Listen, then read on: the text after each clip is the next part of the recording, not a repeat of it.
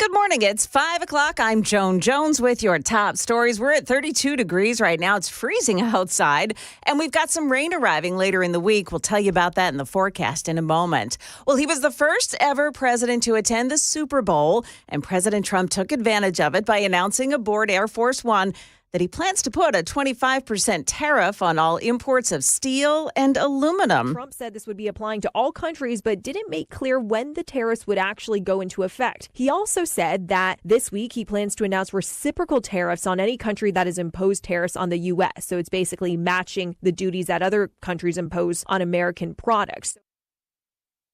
That's ABC's Selena Wang reporting. A federal judge has issued a ruling that bars the Secretary of the Treasury and DOJ from accessing the Treasury's payment systems. This comes after 19 attorneys general sued, claiming that giving DOJ full access to the Treasury violates the law. But why the Treasury Secretary was looped into that ruling is still a mystery. Vice President J.D. Vance disputing the judge's authority, writing, "Judges aren't allowed to control the executive's legitimate power." Senator Adam Schiff firing back, posting, "J.D., we both went to law school, but we don't have to be lawyers to know that ignoring court decisions we don't like puts us on a dangerous path to lawlessness." Meanwhile, the Trump administration has ordered the Consumer Financial Protection Bureau to stop nearly all its work, effectively shutting down an agency that was created to protect consumers after the 2008 financial crisis. That's ABC's Perry Russum reporting. Metro Nashville police are trying to track down a car involved in a road rage shooting on Nolensville Pike Saturday morning.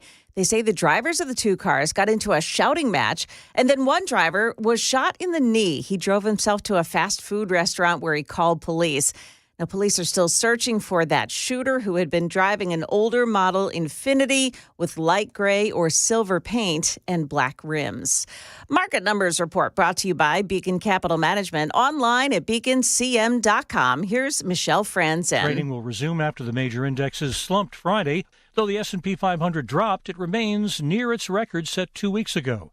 A preliminary consumer sentiment report from the University of Michigan said consumers expected inflation to go up higher than 4% this year. It's right now standing less than 3%, but stubbornly above the Federal Reserve's target of 2%. The latest report on inflation, the Consumer Price Index, comes out Wednesday. That's among the reports and events that could affect stock prices this week. Others include various public comments by regional Federal Reserve chiefs and when Fed Chairman Jerome Powell testifies to Congress Tuesday and Wednesday. We also get a report on retail sales this Friday. Sony says its PlayStation Network is back operating after about a 24-hours-long outage Saturday. Games downloading and access to apps resumed. Sony initially didn't explain why the outage happened. Chuck Sievertson, ABC News. And we've got futures on the plus side this morning. The Dow futures are up 142. NASDAQ futures are gaining 135 now, and the S&P futures are up 25 points. That's the latest news. We've got traffic and weather just ahead. I'm Joan Jones, WTN News.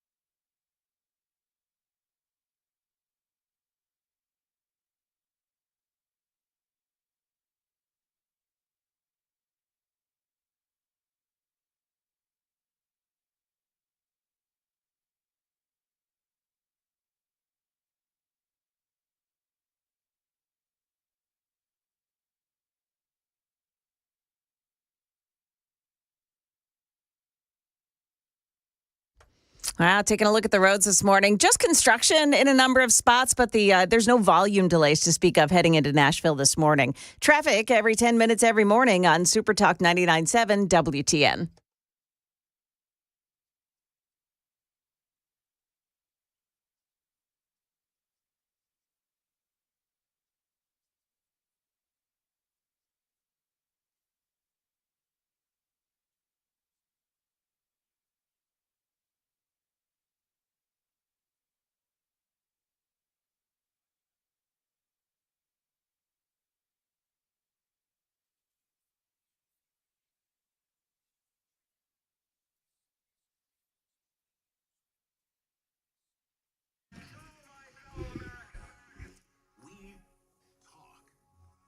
.506, Nashville's Morning News on Super Talk 99.7 WTN. Good morning to you. Welcome on into a Monday, February 10th of 2025. There is a lot going on. I don't know, and we'll let Joan have her moment at 5:35 when we talk about... Really? I have to wait for a half hour? You've got to wait a half hour, Joan. I can't do this? I can't do that? Well, apparently you just did. Oh, yeah. Well, You know what? it's the fight you know, song. if you're going to do that, Yeah. then I'll go ahead and throw that in too. Oh, no. Just for you, the official sound of Nashville's Morning News for a Monday, an eagle screech. Okay. Can I just be honest very quickly, and then I'll get to actual content?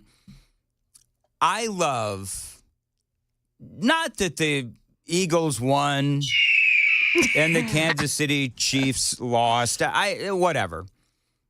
I loved that Taylor Swift was booed. Got booed. I know. I mean, What the heck? If you haven't seen the video, you can check it out on my social media. Follow me on X at Dan Mandis Show. And Trump's response to Taylor Swift getting booed. Have you seen that? Oh, I didn't see that part. We'll do that at 5:35 here okay. on Nashville's Morning News on Super Talk 99.7 WTN. But Joan, Yes. I did find that sound just for you. Oh, it's a terrible sound. I like this so much better. Isn't it just catchy? Are there any Chiefs fans on the station? Like, I don't know. I mean, we could call up Mac Maury. I was about to say we used to have one. You know what we could do? Oh my gosh! You know what we got to do? Yeah. You know what we need to do? We need to just call Mac Maury. Oh, and, yeah. And what we need to do is just play that and then hang up. Dan, I'm going to be honest with you. As someone that's been through a Super Bowl loss, he would kill you. Or just he would never talk to you. Just don't do it. Give him at least like a day to let this out. Is it too soon? It's way Is too that soon. what it is? Yeah, no. Yeah. Well, then is it then too soon for Jones Eagles fight song? No, because they Oh, won, no. you get to celebrate. When you lose, When you're the big you- loser. you need to mourn a No, but little bit. if we call up Mac and Dan, play, I'm warning and you, play it's not a good idea. the Eagles fight song for Mac, I think that would be. Dan, I'm putting my producer Kinda cap on. funny. It's a terrible idea. Don't do it to him. Maybe that should be not. our He's a poll good-natured question today. kid. Should we call Mac Maury and should we play him our little sound effects for the day? Give him at least 24 hours to I'd find too soon. decompress. Yes. All right, very good. Again, this is someone that's gone through multiple of these, and it's you don't know how. Like, especially for me, it doesn't go away. It really doesn't. Yeah, but he had the last 2 years. It doesn't matter. You know? It does matter. Well, but here's the deal, Joan. Yeah. But he's in Kansas City for this loss. He wasn't in Kansas City for the 2 victories. Oh, yeah. So, and he's That's working, true. and He's he is working working for the Kansas City Chiefs affiliate. Yeah. Like, I don't know what it is, but the team's station, whatever. Yeah. So, anyway. Hey, did you see this thing with the security guard, Joan? Oh, standing in front of the... Maxine Waters and the security guard. Look them in the eye. Come on, hold your face up. Look at him. Let him see you. This is him. Look at it. What? Yeah, this is Maxine Waters. So let me just, maybe you've seen it, maybe you haven't. But again, go to my X feed at Dan Mandis Show. This horde of Democrats. Trump says that he wants to shut down the Department of Education, take a look at the funding, all of that. And so this horde of Democrats, they go to the Department of Education only to be met by a lone security guard who is standing in all of his badassery, arms folded and taking, the full Maxine Waters. Look them in the eye. Come on, hold your face up. Look at him. Let him see you. This is him. Look at it. He's just eye rolling. What's your name? Tell us your name. Give me that ID again. So she's literally she's trying to dox him. She's badgering him. Well, she's absolutely badgering him. Give me that ID again. I showed you the ID. You do what? I showed you the ID. Could you let me see the ID again? Huh? No. No? Well, someone else ask him for the ID. How about you bite my ass, Maxine Waters? I mean, she looks so repulsive.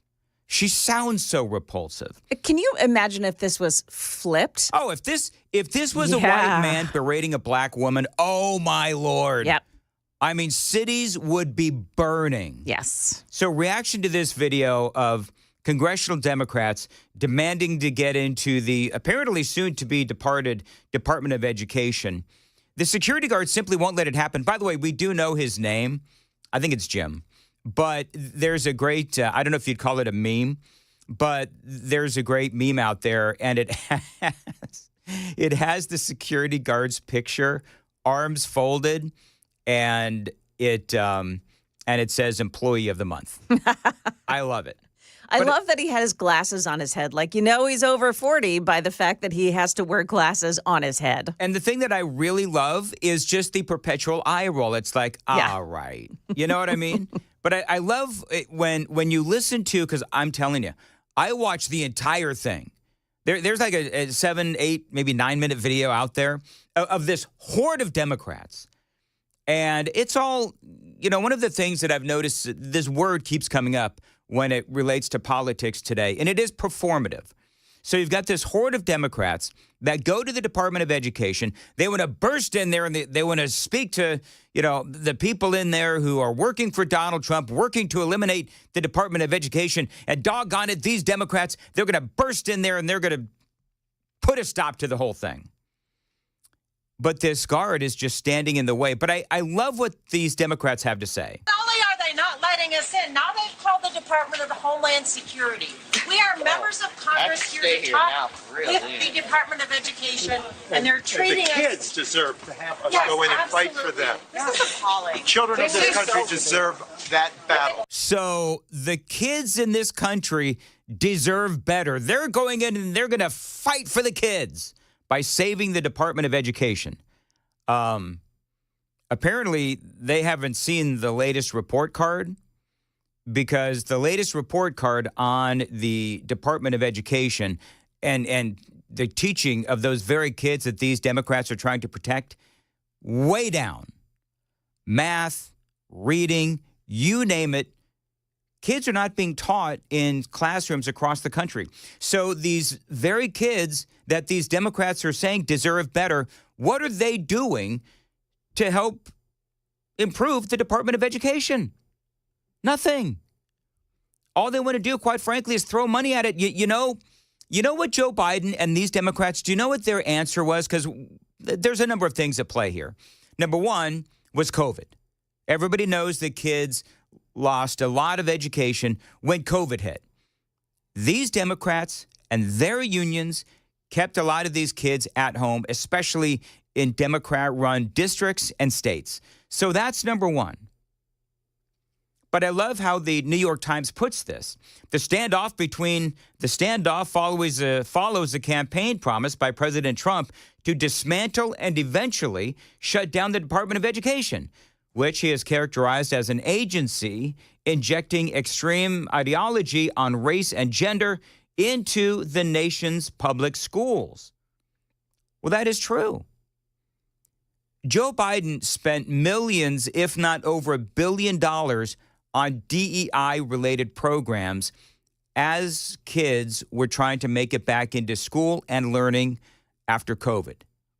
And instead of programs to help kids cope with COVID and that loss of learning, Joe Biden and the Democrats spent millions, over $1 billion, on DEI programs and race-based hiring. That's what these very Democrats who are saying the kids deserved better, that's what they felt that the priority needed to be. There's a lot more on this. It is 5:15. Time to check the roads on WTN.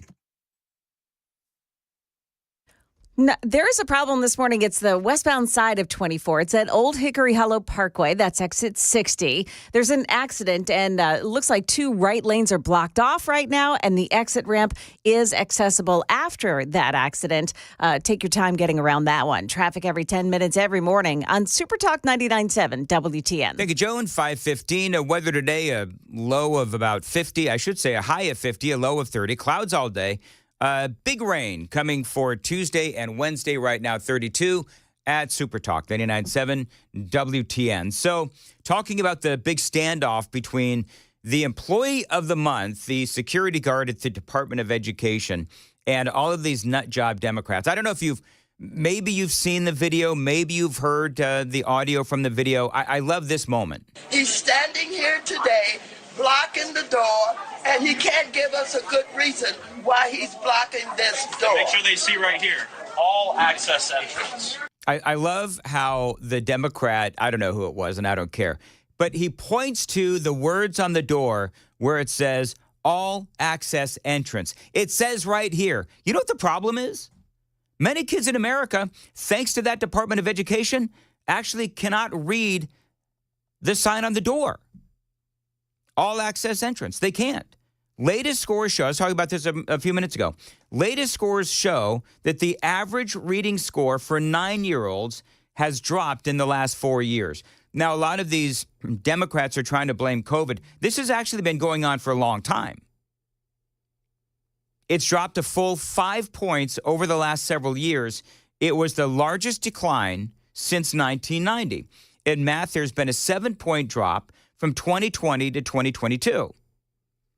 And so, again, clearly COVID did play a role in this, but over the long term, despite billions of dollars in funding, the Department of Education, which, by the way, began, just so you know, in 1979 under Jimmy Carter, research will show you that pouring all of that money into the Department of Education has not helped the students at all. A lot of these 9, 10, 11-year-olds could not read that sign on the door, all access entrance.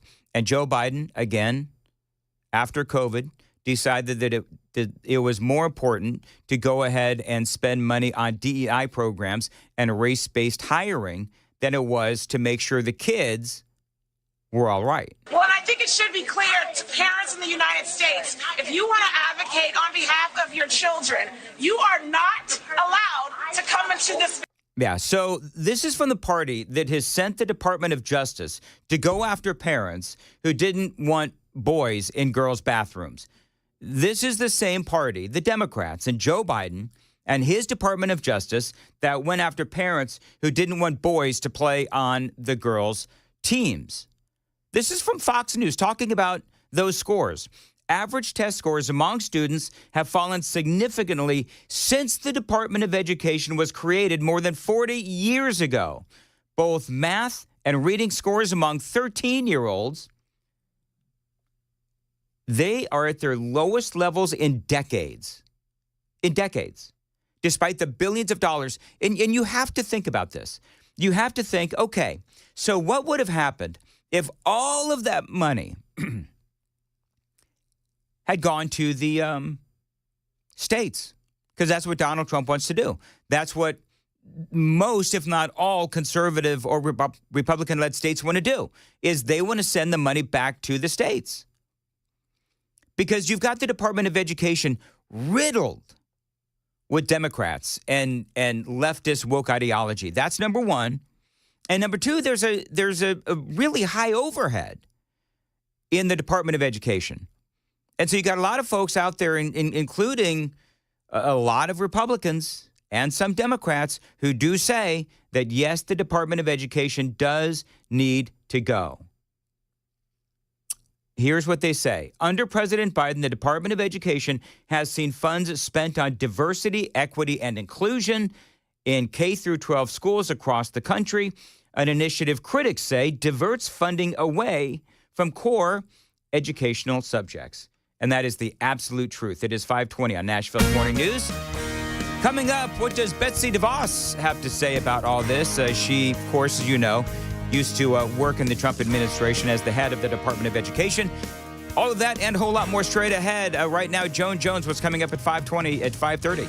Another government agency gets the axe, and Nashville area school parents get what they've been asking for. Those stories and more at 5:30 on Supertalk 99.7 WTN.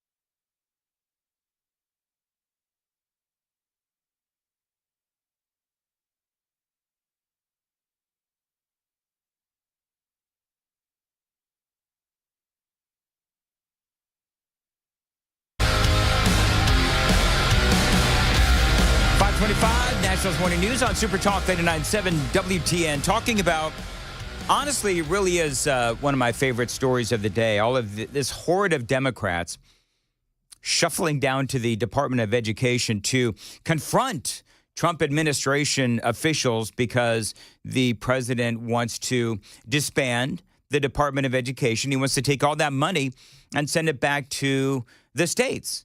And I was going over just before we went to the break about how math and reading scores for kids have dropped significantly since the Department of Education took effect.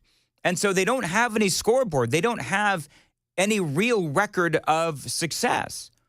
And imagine how that money would be better spent if it was sent straight to the states. I think personally that it is a great idea. Here in Tennessee, we've actually said, you know what, Department of Education, with all your strings attached, you can just keep your money. And I don't think that that's a bad thing. But I love how upset the Democrats were when the arms-folded security guard would not let them into the building. Do you understand who members of Congress are? I got it, yeah. Do you understand who we are? She should have won the poll on Friday. I'm now disappointed she lost. Our poll about the most annoying. Oh, Maxine Waters. That should have won her. Like, if that was before the poll, she would have won handily. This happened Friday afternoon after we got off. I know. So if it happened like the Thursday, right, our Friday poll, she would have won handily. Do you understand who members of Congress are? I got it, yeah. Well, and you don't care. Who are we then? I got the job to do. You don't care. We have a job to do. We're not dangerous people. We're not, I don't know, we're members security. There are no thieves and thugs out here. We're members of Congress. I thought that was racist to say. I love that, though. There's no thieves and thugs here. We're all members of Congress. I'm sorry, but millions of people do believe that members of Congress are thieves and thugs. Sorry, Maxine. And you know what? Look up what is the approval rating for members of Congress? Because last time I checked, it was right there, way down low, along with journalists. We're not thieves and thugs. We're members of Congress. I've got to isolate that. By the way, the National Assessment of Educational Progress, the same scoring system that we were talking about earlier, shows that Tennessee has actually done better than the national average in both reading and math, but still needs to improve. To be honest, people manipulate the numbers. Where is the congressional improvement? So this is 538, which is like I know. This is a 33% net disapprove. So they're at 57% disapprove to their 24% approve. Okay, very good. That's still too low. That's very low. Yeah. Donald Trump's former Secretary of Education, Betsy DeVos, says that the Department of Education does need to be dissolved. There are many steps that can be taken to re-empower states and local communities and, importantly, families, take the power away from the Department of Education, block grant those funds, continue to invest in education, but get it down to a much more local level where better decisions are made on behalf of students. The bureaucrats at the Department of Education aren't doing the job. They haven't done the job for more than 4 decades to close achievement gaps. They've only widened. So what is it that Betsy DeVos is asking for? She says we do need to allow education funding to go straight to the states. We need to pass universal school choice. Totally agree. We need to use block grants to bypass the Department of Education, allow that federal tax money to go straight to the states. We also, she says, and I agree, I've been saying this for years, we need to encourage students to look at trade schools as they're really great options that they are. And yes, we need to get the bureaucrats and the unions out of school policy. We've got a lot more on this straight ahead. We've just got a lot. Tom Homan had some great comments over the weekend related to illegal immigration. So a very big news morning ahead. Appreciate you listening. It is Nashville's Morning News on Super Talk 99.7 WTN.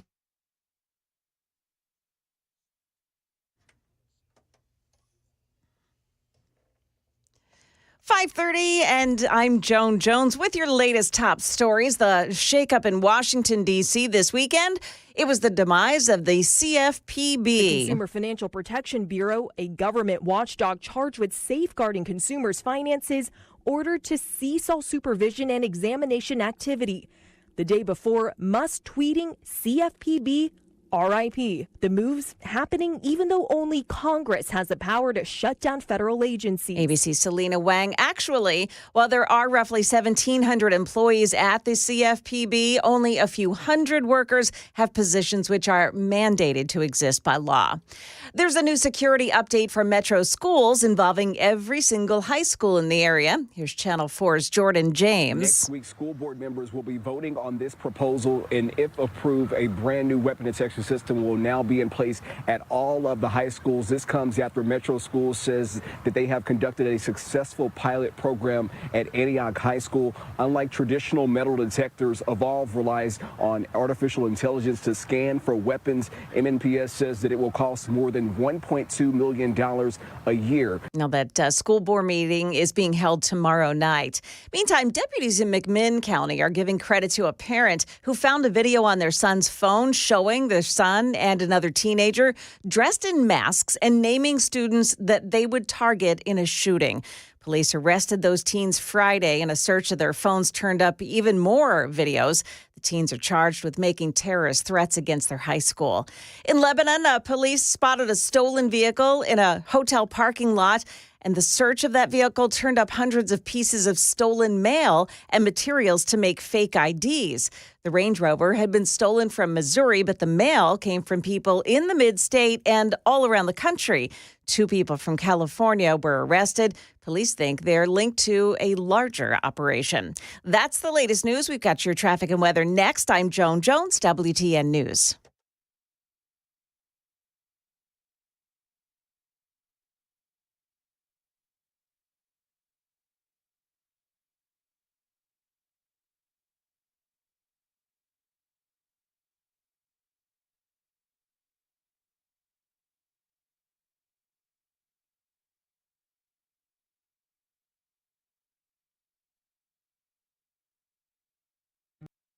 Hey, what's up, guys? It's Matt Murphy in the middle of downtown Franklin, Tennessee. We've talked so much about Savory Spice. I thought, why not show you the place? So let's go on in and see what's popping at Savory Spice. As I've always said, you will smell the spices even before you walk in. I can smell them right here in the doorway. Come on in and let's introduce you to the one and only Holly, who is the owner and proprietor of Savory Spice. Say hey, Holly. Hello, everyone. Now, enough about Holly. Let's talk about spicy and easy products like the incredible taco soup, which, as I said, you put this in a crock pot, you put all the ingredients that it tells you to buy right there, you put the spices in, and it's so easy. So if you don't know what you're doing around the kitchen, it's a perfect way to find your way around the kitchen, as is the Mediterranean dill risotto. Now, for the holidays, pumpkin pie spice. What doesn't it have, Holly? Pumpkin. Doesn't have any pumpkin in it. That's a fun fact for all of you kids out there. Now, if you stop by Savory Spice, either in the Franklin location or at L&L Market, you can get yourself a sample of the dill dip, which is my absolute favorite. Just tell them Matt Murphy sent you to Savory Spice with purchase now. So come by Franklin or L&L Market in Nashville and come see Holly and the entire crew at Savory Spice.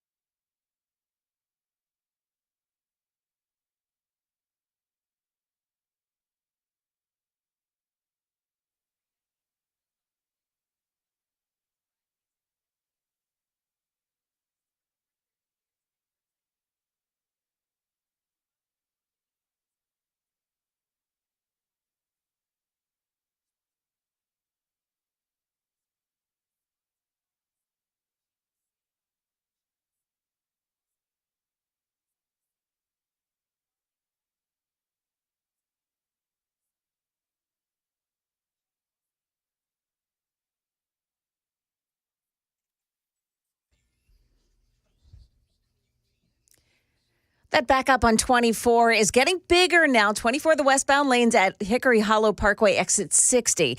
There's an accident, and police have now blocked off 2 right lanes, but you can get to the exit ramp right after it. That'll slow you down a few minutes this morning. Traffic every 10 minutes, every morning on Super Talk 99.7 WTN.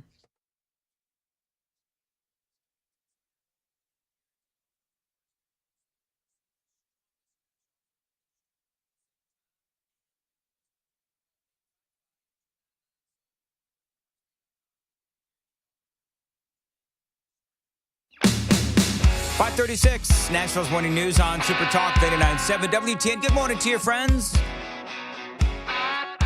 You know what people are saying today? E-L-G-S-E-S, Eagles! That's just wrong. That should be a request to removal from office. That alone. I don't care what else. If she's great, I don't care. If you do that, get out. That's the mayor of Philadelphia. Yeah. You should know how to spell E. She probably went to Philadelphia Public School. I'm sure she did. E-L-G-S-E-S, Eagles! Do you think she knew midway through that she spelled it wrong, or do you think she was oblivious? I think she probably was oblivious. I don't know which is worse. Oh, I'm just having a great time with this morning. You know, can I ask this question? Will Philly Joan be going home at 10 or 11 or whenever you stop working? Is she going to keep coming back every day? Like, how long is this going to be going on? Dan, would you rather have this or her after a loss? Like, what would happen if they lost? A loss would have been more fun. No, she wouldn't talk. She would actually, walk out.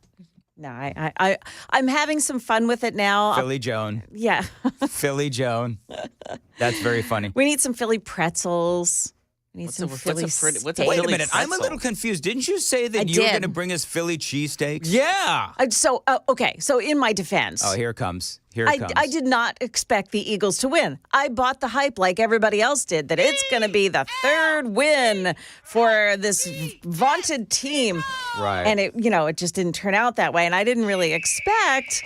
Plus, where was I going to go and get steaks? These are all excuses. Midnight. These are all last excuses, night. Joan. All excuses. I'm going to turn off her mic until she gets us a Philly You know what the thing cheesesteak. is, KGB and Joan? If I wanted excuses, I'd make them up myself. Yeah. Boss said that to me one time. He said that? He did. Yeah. That, like, change your life? That kind of advice? No, it really pissed me off, actually. So there you go. And anyway. Then you know what happened? Fight. It's just going to be competing sounds all day. So, I feel like. all right. So Super Bowl, I'm going to be honest with you. I don't know if there's a way to, like, hungover, but like from food. Yeah. Just overly stuffed. Amy made me the little weenies. She did, wrapped in the pastry or whatever. You mean pigs in a blanket? She wrapped them in bacon. Oh, God bless her. Oh, wow. Now, here's how much of a nincompoop I am. Yeah. What'd you do? She comes to me and she says, "Hey, do you want them wrapped in bacon?" You know what I said? I said no. You said no? Yeah, because I'd had bacon on Sunday morning, and I didn't want If to you're overdo it on low-carb. bacon. So that's two things. Revoking your man card and invoking your American card. So Right. I thought Everything is wrapped in bacon in America. I thought, maybe I've had too much bacon for the day.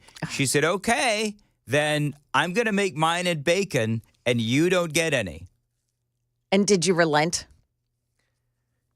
So I'm offended you said you had too much bacon. So here's the great thing. So she made like 7 with bacon and like 20 without. I didn't realize that she'd actually counted the number of bacon ones, and so I snuck a bacon one. Oh, and she got you. I was like a deer in headlights. She said, "Wait a minute, you took one of my bacon-covered weenies." Wait, the ones that didn't have bacon, what were did they? They were good. They were good. Did they have were- anything on them? Well, barbecue sauce, but that's about it. But no pastry, no croissant fix. I don't on need top no of it. pastries and croissant. You said no to bacon. I know. What's wrong with you? My mind is blown of that. Well, that's okay. That's all right. The chat will have my back about how, you never say no. If someone asks you, would you like bacon with that? You always say yes. The chat has no idea what they're talking about. You know why? Because they're saying that this is actually a hawk and not an eagle. Oh, see that? I don't know if that's true or not, though. So, Probably is. Should that be the poll? Like, if anyone asks you, would you like bacon with X? Do you say yes or no? But there's more to it. You gotta do more context because I had bacon in the morning and I didn't want to overdo That doesn't the bacon. matter. No. If you're eating meat, right? Am I guessing that you're low carb? Is that what this is about? There is never such thing as too much bacon. That it does not exist. Are you low carb? Yeah, I don't necessarily like a lot of carbs. Okay, so then you don't skimp on the bacon if you're low carb. Okay, can I just admit that I made a mistake? People make mistakes in life. And I did. No. There's a different, like, you can Amy, vote for Kamala and call that a mistake. When you say no to bacon, that's a crime. Amy, to her credit, actually gave me half of the bacon-covered weenies. So there you go. She is too good for you. That is why I married that woman. Well, she is too good for you, man. A few reasons. Anyway, my favorite part of the Super Bowl was this moment. Yeah, I know what that was. Taylor Swift getting booed at the Super Bowl. But that was after they showed Trump, too. Yeah, That was even better. I do. So you've got Taylor Swift. Now, if you watch the video, you'll see that I don't know if she knew that she was on the camera, the Jumbotron, whatever it is, but she's kind of doing the side eye like, wait a minute. Yeah. And then apparently she said to whoever her friend was, what's going on, according to lip readers. And she realized that she was the one that was being booed. Did you see her eyes perk up, too? Yeah. She's like, excuse me? Yes, that's a great way to put it, KGB. She's like, excuse me, do you know who I am? I'm Taylor Swift. You're my subject. I thought it was more like, that can't be for me, right? Yeah, that's not for me. Meantime, Donald Trump arrives. Oh, yeah. And people just... I love how they had the little theme to Top Gun playing. Oh, yeah. Of course he did. And he and Melania, class acts, they're Wait, waving. was that Melania? I thought that was That Ivanka. was Ivanka. Was that Ivanka? Was that Ivanka? Yeah. Yeah. My bad. Melania wasn't there, if I'm not mistaken. All right. Or she was having like a bacon wrap weenie. I'm not sure. So anyway, people love that Donald Trump was there, and you know what? By the way, did you see what he posted on the socials after Taylor Swift was epically booed? No. The only one that had a tougher night than the Kansas City Chiefs was Taylor Swift. She got booed out at the stadium. MAGA is very unforgiving. That's what he said about Taylor Swift. MAGA is very unforgiving. I guess, she spoke poorly about him for a long time. So. True. So he probably... And the best part was during the national anthem, he saw him saluting, and the crowd just goes nuts when he's on the screen. Even he did. During he the was national standing anthem. up at attention, and he was saluting in the whole thing. And Trump the stadium was mainly Philly fans too, so he did win Pennsylvania, and it kind of shows like he absolutely did. So that's why when Kansas City players ran out onto the field, I heard a lot of boos. And then when the Eagles ran out, I heard a lot of cheering. It was like 90-10 Eagles fans. Yeah, it was real. I was surprised by that. I think there's you go for it. I think there's a couple of things. Number one is I think there is this perception, perhaps reality, that the referees are pro-Chiefs. Yeah. Yes. That's number one. Number two, and I think I texted you, Joan, where I was like, okay, we're like 5 minutes in. I'm already sick and tired of Travis Kelce. Yeah. I mean, it was like, stop it already. Yeah. And I think that the American people are sick and tired of having, Taylor Swift, she's a mean girl. Yes. Yeah, that's accurate. And the more that we're finding out about this Blake Lively, Ryan Reynolds thing against, what's his name? Justin Baldoni. Yeah, Justin it's not looking Baldoni. good for them right now. It's really not, and I don't want to get in the weeds. Right. I find Hollywood like a bunch of circus clowns. Okay, but very briefly, and Joan, you're gonna have to back me up on this and fill in the blanks. Blake Lively and her husband Ryan Reynolds. Yes. Blake Lively is in this movie that Justin Baldoni starred in and directed. Yeah. She tried to take over the movie, and when he fought back, because Justin Baldoni, he is known as an above-board guy. Right. Good guy, good, solid director, good actor, and so forth. Blake Lively tried to take over the production of the show, of the movie that they were in. She then accuses him of sexual harassment. Well, it started out with a sexual harassment claim. Yeah. And then she snowballed it from there. So she said that he entered her trailer while she was getting dressed and she was naked, and he entered without permission. And he has a text message that shows, come on in, I'm only breastfeeding, or something to that extent. And she said that he tried to fat shame her, that she wasn't losing weight fast enough after she had the baby. So she got all miffed about it, and she filed that lawsuit. And then when the movie came out, she somehow got a court order for him to not be there during the premiere. He had to go to the basement. He had to be in the basement to watch. And Taylor watch Swift the is premiere. part of this whole thing because she basically, from what I understand, she threatened Justin Baldoni with Taylor Swift. She said basically, yeah, I've got Taylor Swift on my side. Apparently, he shows up to some dinner, and there's Taylor Swift along with her BFF. And Swift actually tried to talk Justin Baldoni into changing the entire movie to her ideas. And so she's like involved in this whole thing.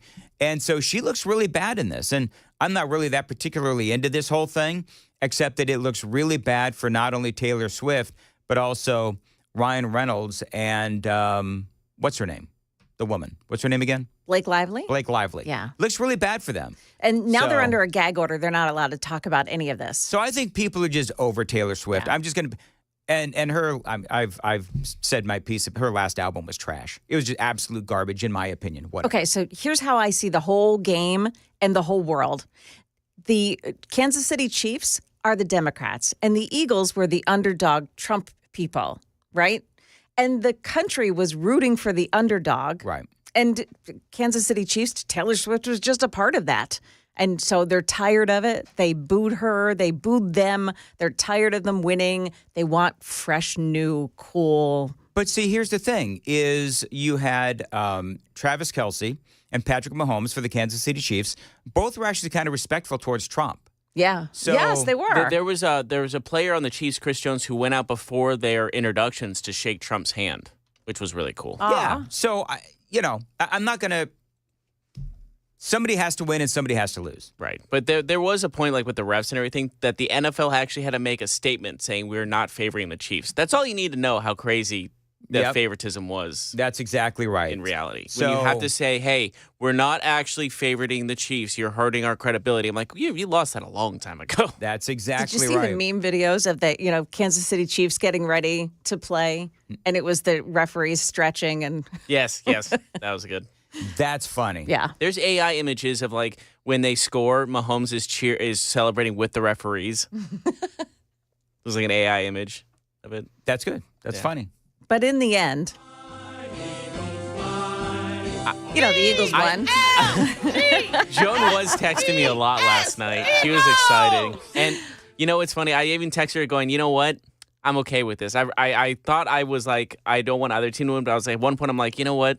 I need the Eagles to win this game. And she goes, yeah, glad you're a converter now. I'm like, whoa. I'm not converting. By the way, real quick, the watch us on YouTube. I need to promote this more often. I'm sorry. Watch us on YouTube. That's my preferred way that you watch is YouTube because you can rewind and fast forward and all that kind of stuff. So watch us on YouTube. Take the Daily Dan poll. Today's Daily Dan poll is... Should the Department of Education be abolished? I don't know how exactly it is. I worded it. President Trump wants to eliminate Department of Education. Agree or disagree? All right, and where are we at? I'd be willing to bet. Okay. All right, no, guess. I'd be willing to bet 90% agrees that the Department of Education should be abolished. 99%. Wow. 99%. 1%, which I'm assuming like that means like I'm thinking less than 4 people have said no to saying don't eliminate the Department of Education. Okay, there you go. All right, so... This might be a record of the biggest landslide of our polls so far. Tomorrow we're going to say, do you agree with this statement? There are no thieves and thugs out here. We're members of Congress. Agree or disagree? That's gonna be 100%. That'll be 100%. That would be 100%. That has to be one of my favorite little sound bites that I'm going to play throughout the morning. It is 5:51 on Nashville's Morning News on Super Talk 99.7. Coming up, is it Meet the Press? That's CBS. Is that CBS Meet the Press, Joan? Yeah, I think so. Yeah. So they had to do the results of their little poll that they did on Donald Trump over the weekend. Yeah. Oh my gosh. I cannot wait to play you this audio. Margaret Brennan, I think, is the anchor. And she had to announce the results of their poll. She was choking on it, man. She was like, do I really have to announce the results of this poll? I've got it for you straight ahead. It's 5:52 now. Joan, what's coming up? Well, is it better pay or bad for business? We'll talk about something that one Tennessee Congress member, legislator, wants to do. Also, why geometry lessons are about to be quite different. Those stories coming up at 6 o'clock on Super Talk 99.7 WTN.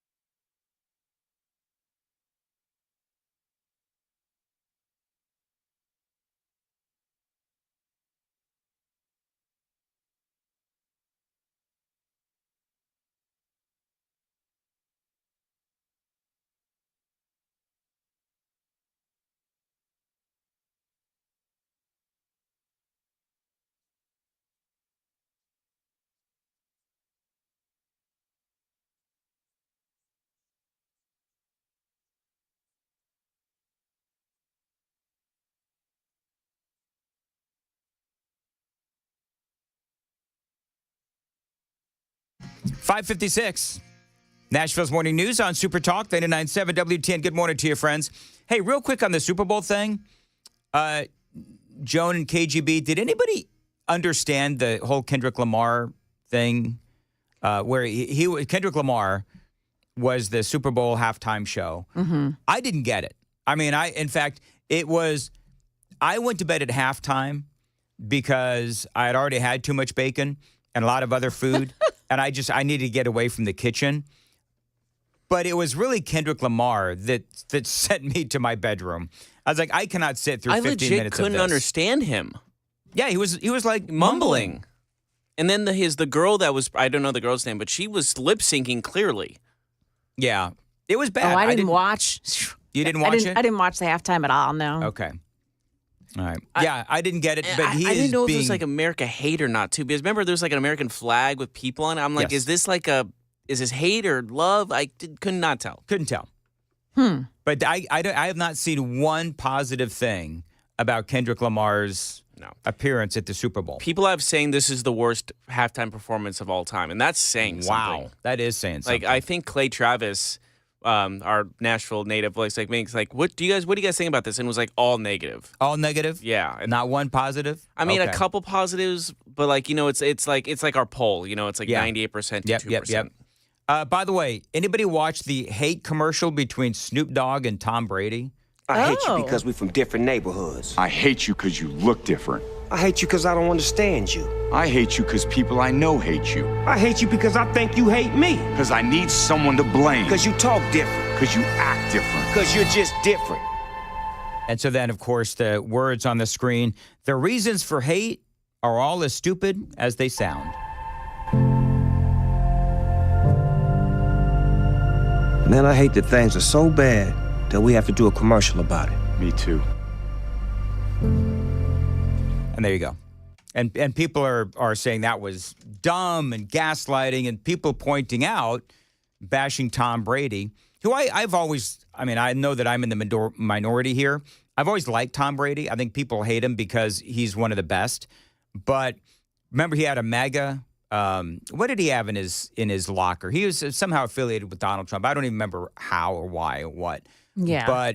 But people saying, oh my gosh, he's MAGA. So he's doing an anti-hate commercial. He is the definition of hate because he is part of MAGA and the MAGA movement and all that kind of stuff. Just dumb. So proving the point of we need to stop hate ads.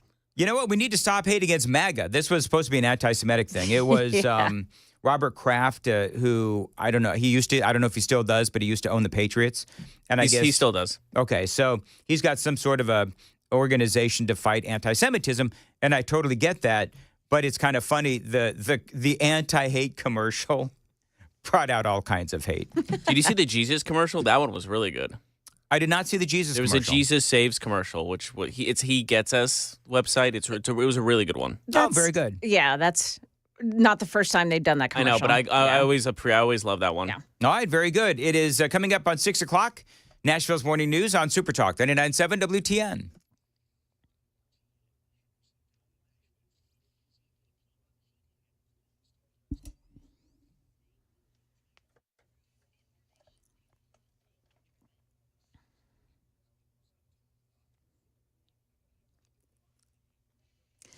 Good morning. It's 6 o'clock. I'm Joan Jones with your top stories. Things are getting worse on 24 this morning, the westbound lanes. There's an accident at Hickory Hollow Parkway. 2 lanes are blocked off. And then there's another accident in the backup to that accident as well. So it's a mess this morning. It's going to take a few extra minutes to get through. We'll detail more of it coming up right after the news. In the news, there's another attempt to raise the minimum wage in Tennessee. Memphis Democrat State Representative Justin Pearson filing a bill that would raise it to $20 an hour. It's the same bill, though, that he filed last year, and it failed. Businesses, this would increase the amount of money that they would be getting, particularly by people having more liquid income to be able to spend it. The workers, there's been shown that when they have more money, they have more of an incentive to go to work and be more productive. And so I think the benefits from small businesses all the way up is going to be beneficial. Now, critics argue that such a significant wage hike could force some small businesses to lay off their employees or even shut their businesses down entirely. You increase the labor, you still got to make money, so you're going to increase your cost and your prices, and it's going to do detrimental harm. That business owner speaking to Channel 4. State House Speaker Cameron Sexton says he would cut state funding to cities that pass measures violating state laws. It could cause Memphis to lose $75 million in funding over a gun control measure that was approved by voters in a referendum. That goes against state laws that allow carrying guns in most public spaces without a permit. Sexton says he wants to set up a 30-day process so cities and counties can fix any violations before yanking their state funds. Want to let you know about a silver alert issued this morning for a West Nashville woman who's gone missing. 67-year-old Diana Zastecki, who has dementia, was last seen at her home in West Nashville, but her vehicle was last detected in Illinois. Now, she's believed to be driving a 2022 gray Subaru Outback with Tennessee tags BFJ0057. That car passed a license plate reader in Illinois last night. And got an update to the geography lessons after an airborne executive order from President Trump. During Trump's trip to the Super Bowl, Air Force One flew over the Gulf of Mexico. The first time in history flying over the recently renamed Gulf of America. As the plane passed over the body of water, Trump signed a proclamation renaming it the Gulf of America. ABC's Perry Rossum reporting. Market numbers brought to you by Beacon Capital Management, online at beaconcm.com. Dow futures this morning pointing up 159 points. We've got NASDAQ futures plus 148. The S&P futures, they're up 26 points. That's the latest news. Traffic and weather are next. I'm Joan Jones, WTN News.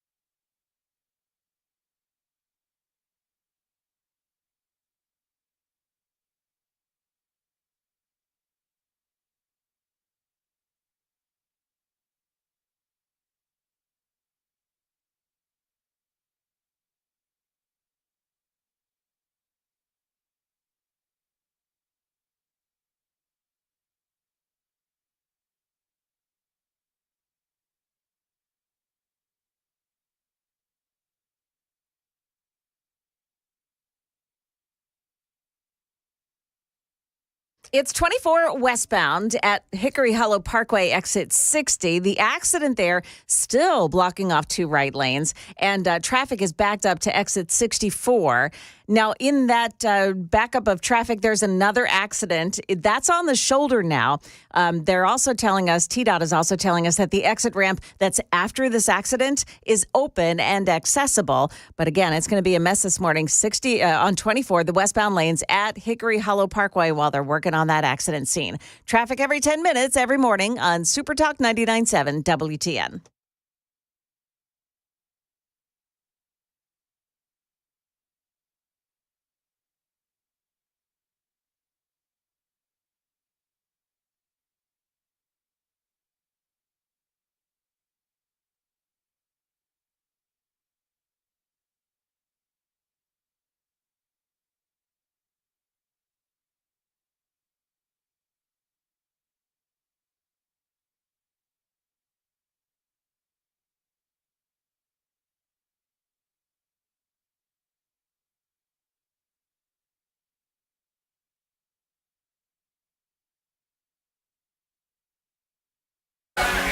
We talk news.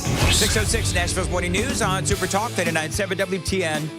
Good morning to you, friends. Welcome on in to your Monday, February 10th of 2025. Hope you're doing well so far. Good morning and welcome to Face the Nation. We begin today with our first assessment of how President Trump and his policies are doing just 3 weeks into his second term. I cannot wait to share these numbers with you. But first, Joan Jones. So there is a move within the state legislature to once again try to raise the minimum wage here in the state of Tennessee. Yes. And who is the lawmaker that is trying to do it? It's a Justin. It's a Justin. Justin Jones? Or Pearson? Let's see. I'll go back to that. Yeah, one of the newscast. Justins. Yeah, Whatever. okay. It's one Anyway. of the Justins. So right now, the Tennessee minimum wage is $7.25 an hour. Justin Pearson. Go on. Justin Pearson, $7.25 an hour. Yeah. And so what we've done is we've gone ahead because our original question was, should the Donald Trump and the federal government dissolve the Department of Education? Literally, it was like 99 to 1 in favor of eliminating. So now what we've done, we've changed the poll question, which we can do midstream. And the question is now, should we in Tennessee raise the minimum wage to $20 an hour? Again, right now it is $7.25. And so I'm assuming A is yes, B is no. And I want a third option. I want C, which is there should be no minimum wage, because there's a lot of conservatives that would say let the free market decide and all that. So those are the options. Yes, no, or let the free market decide. So go watch us on YouTube, if you would. You can find us if you go to YouTube, just search Super Talk 99.7 WTN. Watch us on YouTube and take the Daily Dan poll, and appreciate you listening. Speaking of polling, Donald Trump is doing incredibly well in the first real indication. What are we in, 3-4 weeks in, whatever it's been? But if you think about what we've seen with Donald Trump, mass deportation, the numbers at the border crashing. He wants to extend, of course, the Trump tax cuts, saving women's sports. He signed, I've lost track now of how many executive actions and executive orders that the president has signed. He's spoken about, again, shutting down the Department of Education. They did come out with their tax priorities as well. We shared this with you on Friday. They're talking about how it's everything that he's campaigned on. No tax on tips, no tax on overtime, tax cuts for products made in America, and no tax on senior Social Security, among other things. And so the president, he's done a lot. I mean, love him or hate him, you can't accuse him of just sitting on his hands. Elon Musk and Doge have exposed USAID as a vast wasteland of DEI spending and corruption. And this is just the beginning. And so Donald Trump, these are just a few of the things that I've mentioned. I'm just scratching the surface on what Donald Trump has done. But he has gotten a lot done. And so CBS, they've now done the polling, and, they've asked the American people. Good morning and welcome to Face the Nation. We begin today with our first assessment of how President Trump and his policies are doing just 3 weeks into his second term. So how do the American people like Donald Trump so far? Listen to this, because he's doing really well. And it's going to play any second. Okay. Our CBS poll finds that a majority of Americans, 53%, approve of the job he's doing. That's a better approval number than he ever reached during his first term in the White House. So diving into the numbers a little bit, 69% say that Donald Trump is tough. 63% say he is energetic. 60% say that he's focused. And 58% are saying that Donald Trump is effective. 53% of the American people approve, and 47% disapprove of Donald Trump. Now, I'm just going to be honest here. I could sit here and I could celebrate all day the fact that Trump is doing really well in the polling. But, the reality is that every president does have a honeymoon period. So let's look back on some past presidents in their first month in office. Remember, Trump is at 53%. Kennedy was at 72%. Eisenhower was at 68%. Obama was at 68%. Donald Trump started his second term at 47%. Now he's up to 53%.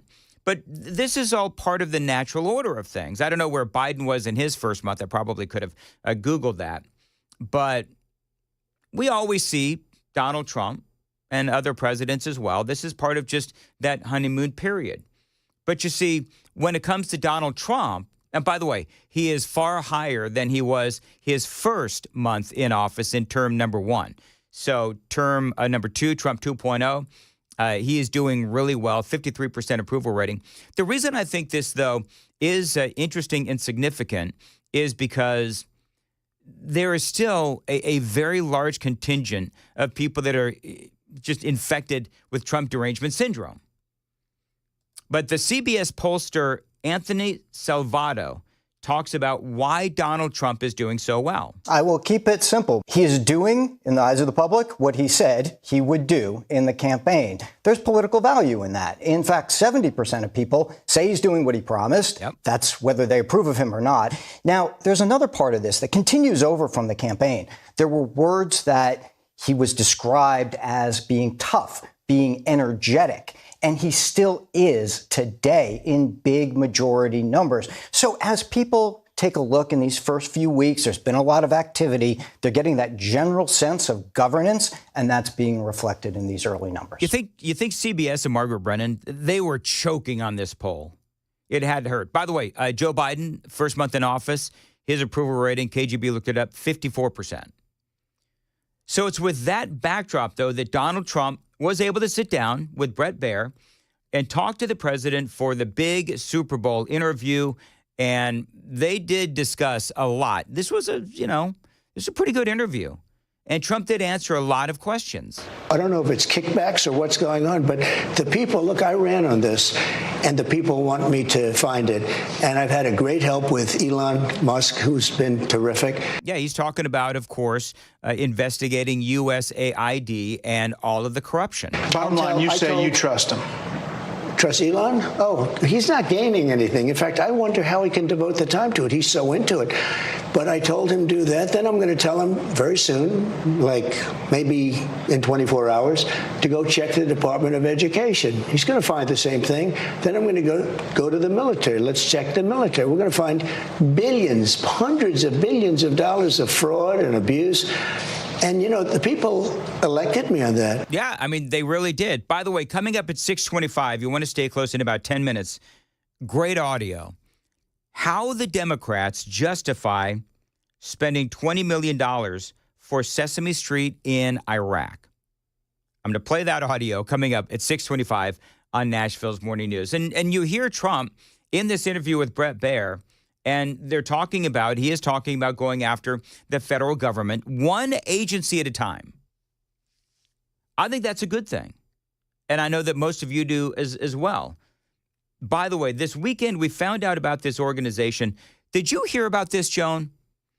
Because you were we both were horrified at what the Biden administration was doing, USAID, as they were subsidizing Politico and BBC and some of these other places. Right. Did you hear the story about Inner News? Maybe not. You haven't heard about this? Okay. Tell me. I will tell you right after the traffic. It is 6:15 on Nashville's Morning News on Super Talk 99.7 WTN.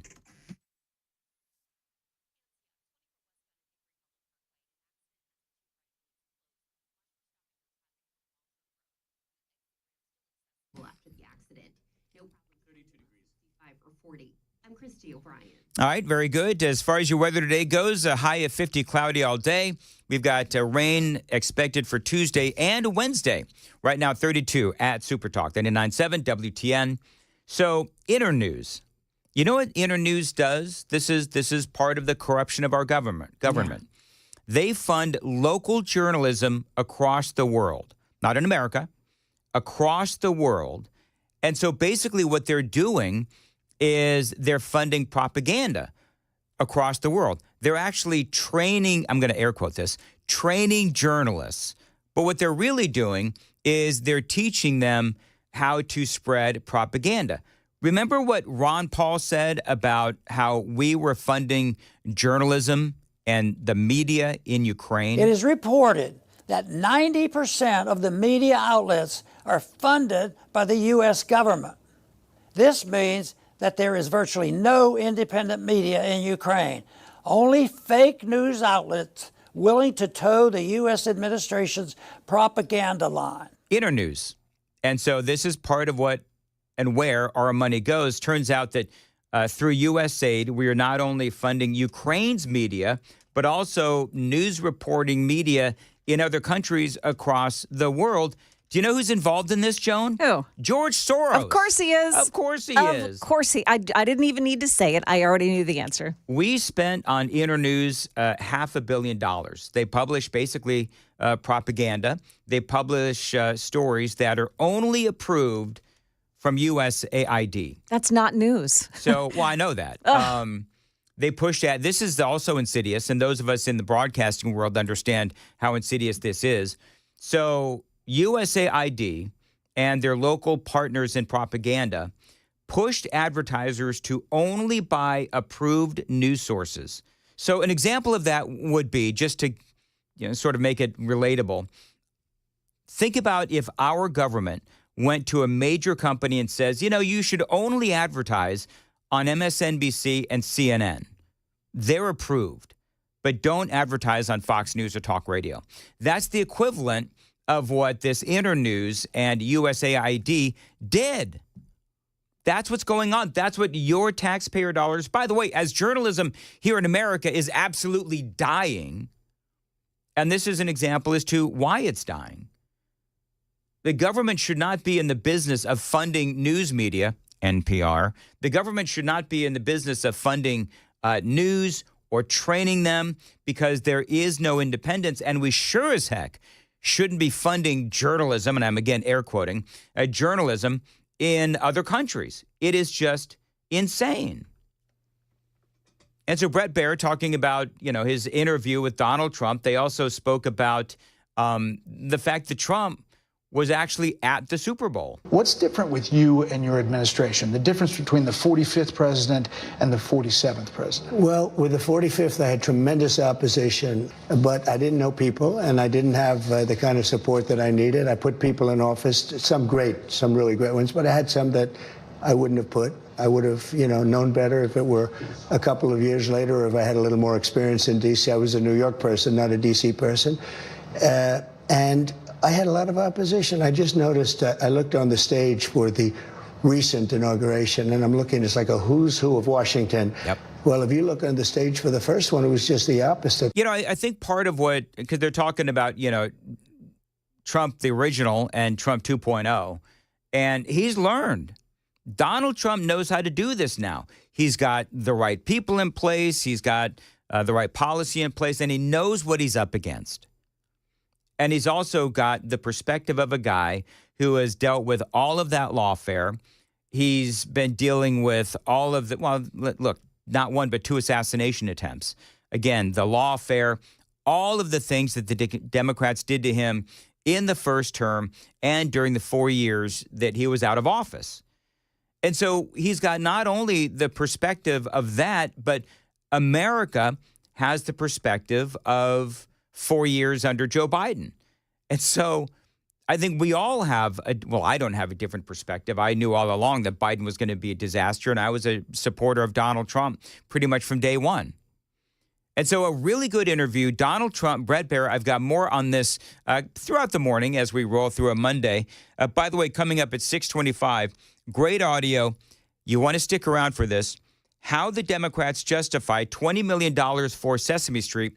That is straight ahead. Dan Mandis here. Somebody asked me the other day, do you know how many devices the average home has connected to their Wi-Fi network? And I'm going to be honest, it is way more than I thought. So I actually went home and I counted. How many connected devices do I own? It is about 18, as a matter of fact, all to keep me connected to the good stuff, which is my streaming, my show prep, Riker streaming and homework and gaming. Of course, all of the interneting that we do, Amy works from home as well. All of this thanks to my friends at Xfinity. Now, they know that the number of devices we have connected to our internet is growing by the year. And that is why they engineered their gateways to handle hundreds of connected devices. And that's Pretty surprising, actually, hundreds for real. But right now, through March 23rd, get 150 megabit Xfinity Internet for $35 a month for 1 year with no annual contract. Plus, get free Wi-Fi equipment included. Make sure that your home Wi-Fi can handle everything you throw at it and then some. Find them online. Tell them Dan told you to reach out, Xfinity.com. Call 1-800-XFINITY or find a store to switch today. Restrictions apply. Requires paperless billing and auto pay with stored bank account. Taxes and fees extra. After promo, regular rates apply. Actual speeds vary. 621 on Nashville's Morning News on Super Talk 99.7 WTN. Joan Jones has the news at 6:30. Joan.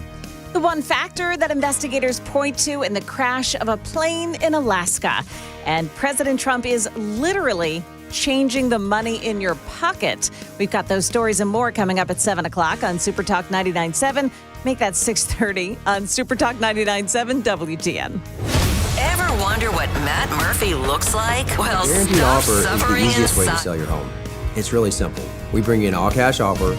You close in as little as 21 days. No home inspections, no lock boxes, no open houses. Go to markspain.com to get a guaranteed offer and start packing.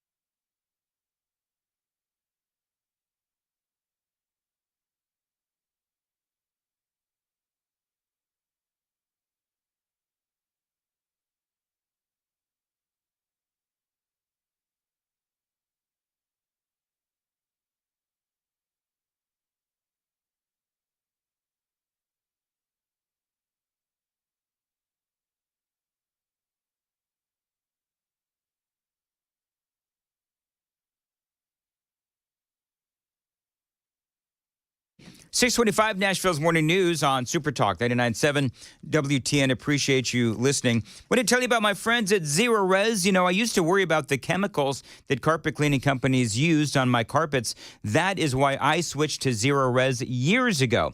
Now, they clean your carpets with powered water. No harsh chemicals, no soap, and no residue. It is safe for my kids and my pets, and that is why I use Zero Res. Now, the science behind Zero Res and their water cleaning agents is much healthier than using those soaps and detergents that those other companies use. That is the Zero Res difference, and that is why I've been a customer for years. Using Zero Res will also help with smelly carpet and those allergies as well. And right now, a great deal from Zero Res for the month of February. You got 3 rooms of carpets cleaned for $109, $50 off of air duct cleaning as well. Don't forget, you've got to mention that you heard about it on my show. Again, for the month of February, 3 rooms of carpets cleaned for $109. You also got $50 off of air duct cleaning. Restrictions may apply. Call them for the Dan deal, 615-535-9376, 615-535-9376. Book online, ZeroResNashville.com.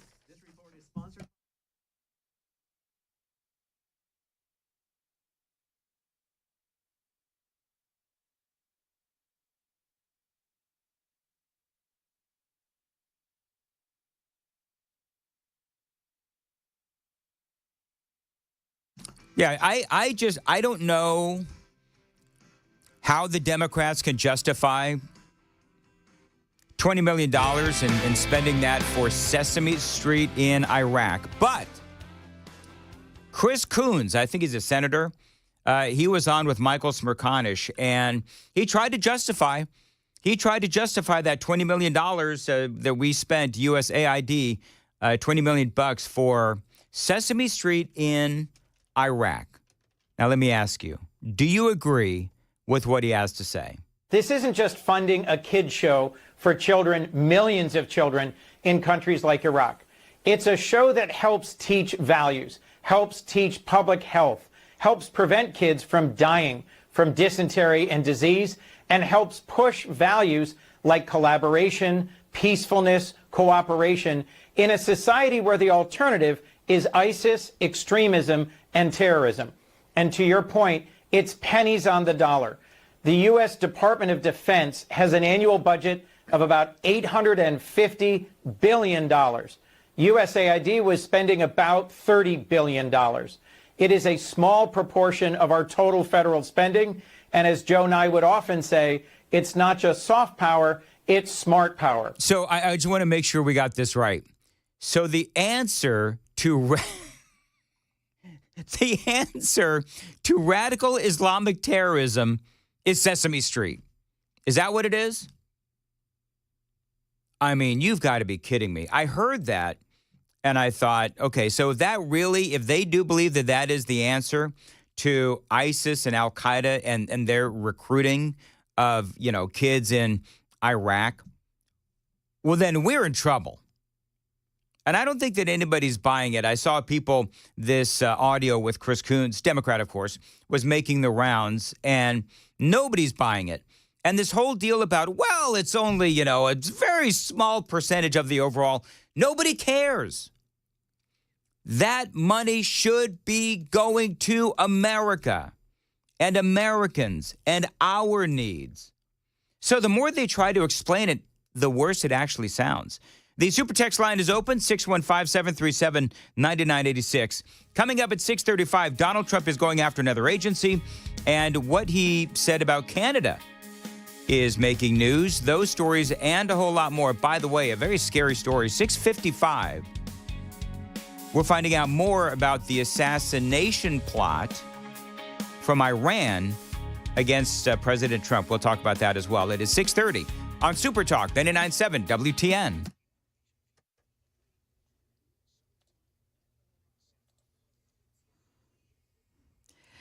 Good morning. It's 6:30 now. I'm Joan Jones with your top stories. We're at 32 degrees. And by the way, we've got some wet weather moving in for later in this week. We'll detail that in the forecast coming up right after this newscast. The Metro Nashville School Board says that it has listened to parents at the last meeting when they were saying this. We want metal detectors at all of our schools. We are tired of seeing school shootings happen, and you all sit here and talk about the good things that happen. The bad thing that happened is what we want to see you come up with the answer for. Now, tomorrow, school board members are voting on a proposal that would put an AI weapon detection system in every high school. After completing a pilot program at Antioch High School, That came following last month's deadly shooting. Crews have recovered the wreckage of an airplane in remote western Alaska, and they say there were no survivors among the 10 people who were on board. Retired Marine fighter pilot Colonel Stephen Ganyard explains one major factor that likely caused this tragedy in Alaska. There was no Mayday call, no distress call, just happened very, very quickly. Everything was normal up to that point. But we do know that that was where you would expect icing, and icing is the bane of all airplanes, always and always will be. And this is the third plane crash in the past week and a half. That crash over the Potomac River in Washington, D.C.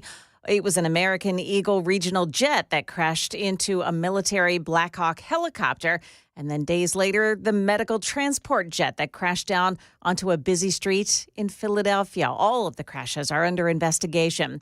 Some changes coming to the way the U.S. hands out change as the president calls for a major change to the country's currency. President Trump says he directed the Treasury to stop minting new pennies, calling the coin wasteful, as he focuses on cutting costs, targeting entire agencies and the federal workforce. Trump posting, "Let's rip the waste out of our great nation's budget, even if it's a penny at a time." ABC's Perry Russum reporting there. Trump says it costs more to mint every penny than the penny is worth. That's the latest news. We've got your traffic and weather just ahead. I'm Joan Jones, WTN News. Thank you, Joan. 6:32 on Nashville's Morning News on Super Talk 99.7. Dan Mattis here for my friends at Busy Bee Plumbing, Heating, and Cooling. They are keeping you warm this winter with some great deals for listeners to Nashville's Morning News. You get a free air duct cleaning when you buy a new, complete, whole home AC. How about a free air duct cleaning package upgrade? You buy the middle package, you are automatically upgraded to the deluxe, or you can get a free furnace checkup with any heating repair service. Thing I love about Busy Bee, they're always trying to save you money. You know that I've been a Beehive member for years, and you save money in the long run through maintenance when you are a Beehive member. And again, I've been one for, I think, about 10 years now. So many ways to save with my friends at Busy Bee. They, again, busy trying to save you money.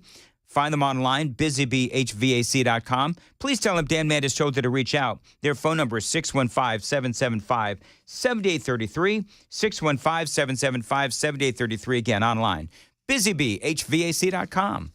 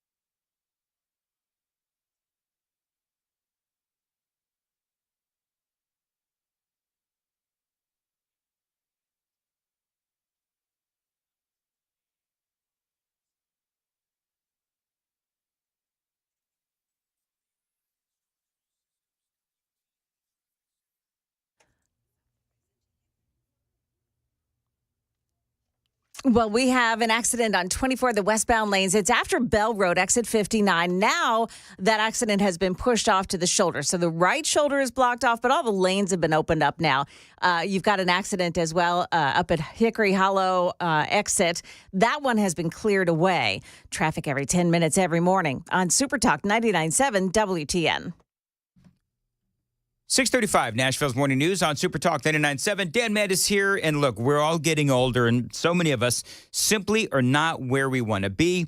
You know, we can eat right and exercise, but the reality is that sometimes we need little help. And my friends at Contours in Cool Springs, they are here to help you, both women and men, lose body fat, and so much more. Their ultra slim body contouring guarantees that you're going to lose a couple of inches, or that first treatment is absolutely free. It is non-invasive, doesn't hurt, and the results are instant. Now, I've gone through the process. It does work. Now, They also do facials. Their revitalizing and their red light therapy will tighten your skin and restore your natural glow. Now remember, Contours is for both men and women, and you should check them out today online, contoursllc.com.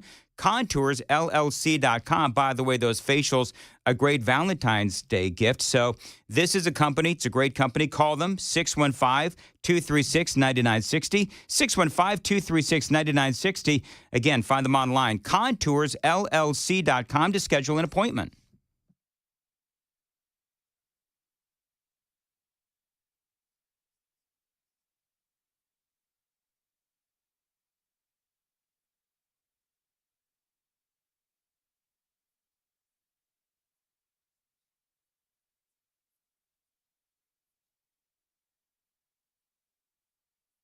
.636, Nashville's Morning News on Super Talk, 99.7 WTN. Earlier, we were talking about where Trump is. As far as the polling goes, he's probably in Washington, D.C., but he's doing really well. 53% approve, 47% disapprove. And, you know, part of what he's doing is he really is dismantling Washington, D.C. and the agencies. Do you know what I find interesting? Is that you've got all of these hair-on-fire Democrats, and they're saying that Elon Musk is not elected, and therefore he shouldn't be going after these various agencies. And a lot of people pointing out, well, Anthony Fauci wasn't elected either, but neither were all of these agencies that they're talking about. I mean, I know that by and large Congress put them in place, but a lot of these bureaucrats and J.D. Vance and a lot of other people have spoken about these agencies and how these agencies, you can talk about the FDA, you can talk about the Department of Education, you can talk about any number of agencies. I mean, they're all out there. There's hundreds of them. And they really are the ones that are obstructing Donald Trump. We've been talking a lot about USAID and all of the crazy things that USAID has been spending money on. And Trump, in the audio that I played for you from his big Super Bowl interview, he said, this is exactly why the American people basically hired me. He also spoke about Canada and Canada becoming the 51st state. You announced tariffs on Canada and Mexico. You immediately got action from both of them on border security and drug interdiction. I did. A lot of action. Is that good enough? Is that good enough? No, it's not good enough. So more needed in 30 days. Something has to happen. It's not sustainable. And I'm changing it. You know, the Prime Minister said this weekend to a group of Canadian businessmen, he was at a private meeting, he said that your wish for Canada to be the 51st state is a, quote, real thing. Is it a real thing? Yeah, it is. I think Canada would be much better off being a 51st state because we lose $200 billion a year with Canada, and I'm not going to let that happen. It's too much. Why are we paying $200 billion a year essentially in subsidy to Canada? Now, if they're a 51st state, I don't mind doing it. So I get that Donald Trump wants to do this, if he really wants to do it, or if he's negotiating, whatever. Please understand, Canada is not going to become the 51st state. They don't want it. Canada has to agree to it. We have to agree to it congressionally. And I don't believe that that's going to happen. But I think that he's negotiating.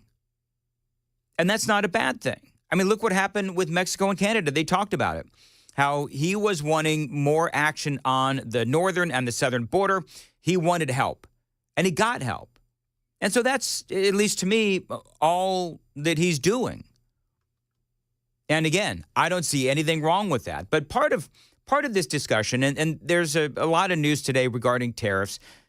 Donald Trump spoke about tariffs. This was him with Brett Baird during the Super Bowl interview. You said the tariff is a beautiful word. There are some signs in the markets, consumer confidence, that they're a little jittery.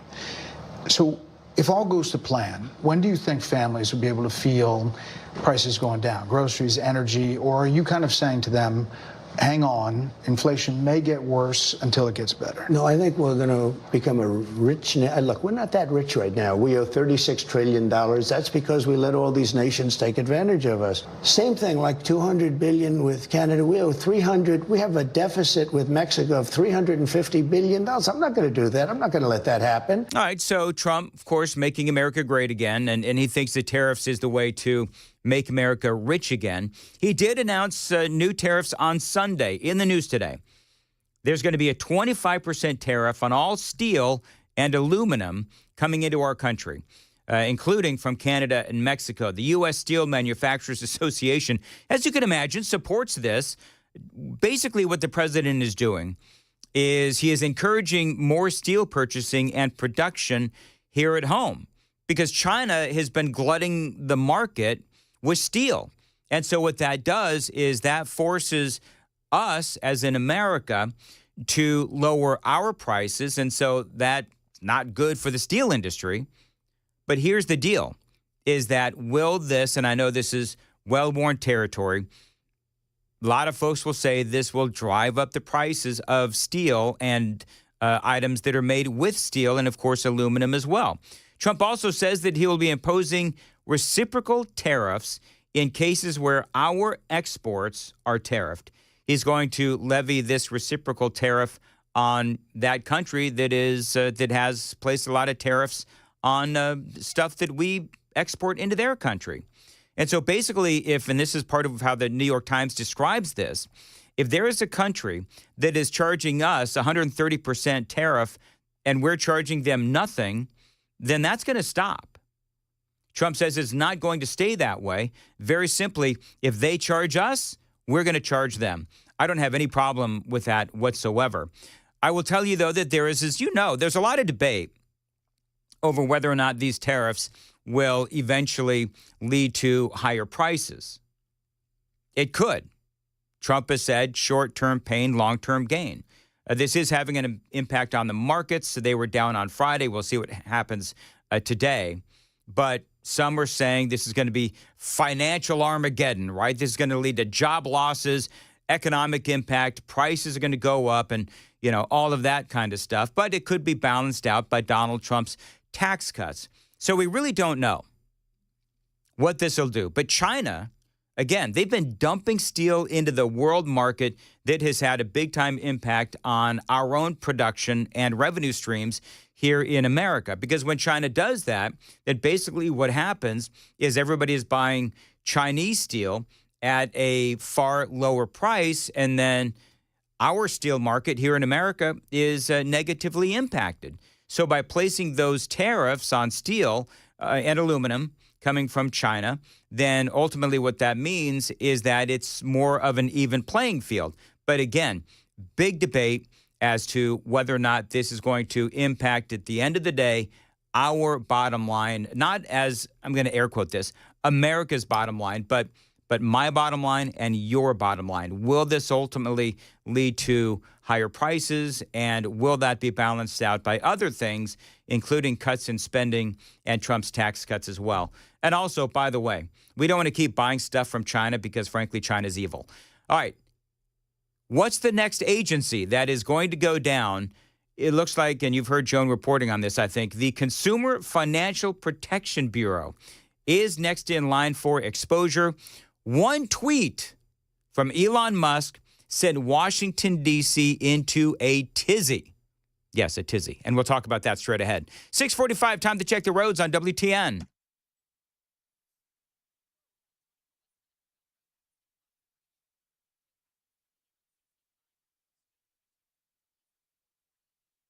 Checking in accident-free. I'm Christy O'Brien. 6:45, Nashville's Morning News on Super Talk. As far as your weather, a high today of 50 degrees under cloudy skies. Watch for big-time rain on Tuesday and Wednesday. Appreciate you listening to Nashville's Morning News on Super Talk 99.7. The Consumer Financial Protection Bureau apparently is next in line for exposure. And Elon Musk, over the weekend, sent out this tweet. I don't know if you saw it. Basically, he said, CFPB, RIP. Rest in peace. Clearly indicating that they are going to get the USAID treatment. So the purpose of this agency has always been to, they say, protect Americans from Wall Street and banking and their predatory practices. Democrat Chris Van Hollen, though, he's talking about this Donald Trump appointee who is going after fraud and corruption inside of America, where they're, of course, demonizing the guy that, according to Donald Trump, is trying to protect you. For the last 17 days, the Trump-Musk administration has been engaged in a reckless abuse of power that is already harming people in communities throughout our country. And one of the principal architects of this chaos is the man who was nominated to be the head of the Office of Management and Budget, Russell Vought. All right, so Russell Vought. Who is Russell Vought? And why is he a guy that you ought to like? Well, he's a guy who is unapologetically MAGA. The left wants to demonize him, and they are, of course, but those two things people voted for. Cutting down the corruption and fighting the agencies tooth and nail, because that's where a lot of this corruption and wasteful spending happens.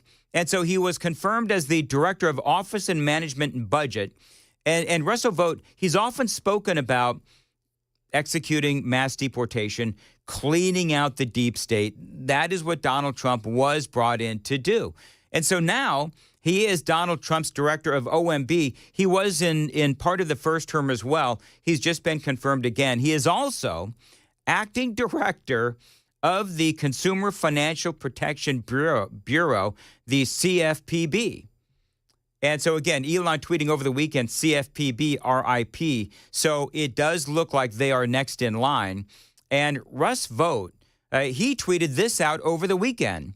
Pursuant to the Consumer Financial Protection Act, I have notified the Federal Reserve that CFPB will not be taking its next draw of unappropriated funding because it is not reasonably necessary to carry out its duties. This is the guy in charge of the agency that is literally telling the Treasury Department, yeah, we don't need the money. He says the Bureau's current balance of $711.6 million is, in fact, excessive in the current fiscal environment. He says this spigot, long contributing to CFPB's unaccountability, is now being turned off. Now, this guy, Vought, has been sounding the alarm on these agencies for a long time and says this is exactly what needs to happen. This is what he told Tucker Carlson back in November. The American people currently are not in control of their government, and the president hasn't been either. We have to solve that. We have to solve the woke and the weaponized bureaucracy and have the president take control of the executive branch.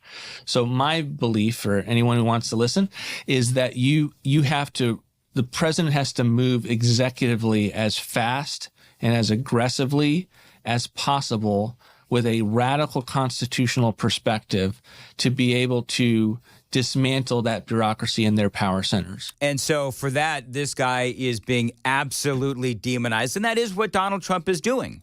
Now, the CFPB, just so you know, a couple of bullet points, they started in 2011.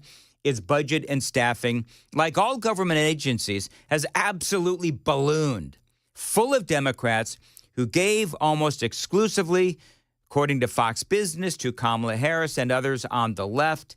And so it's not real surprising.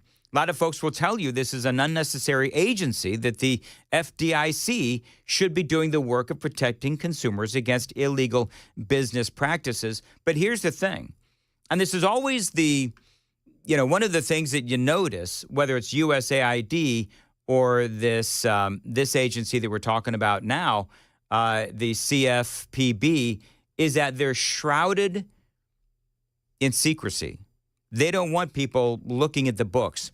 They don't want people coming in and questioning them. That is exactly what Elon Musk is going to do, and they are absolutely freaking out. So we'll keep you updated on that. All spending, by the way, has been now stopped from that agency, and a lot of the workers have been basically locked out of the building. So we'll keep you updated on that story as we continue on throughout the day here on Super Talk 99.7 WTN. Dan Mandis here at 6:50. Coming up, An update on a really scary situation as Iran is apparently still plotting to kill President Trump. Details straight ahead. My vision, of course, has been getting worse for years.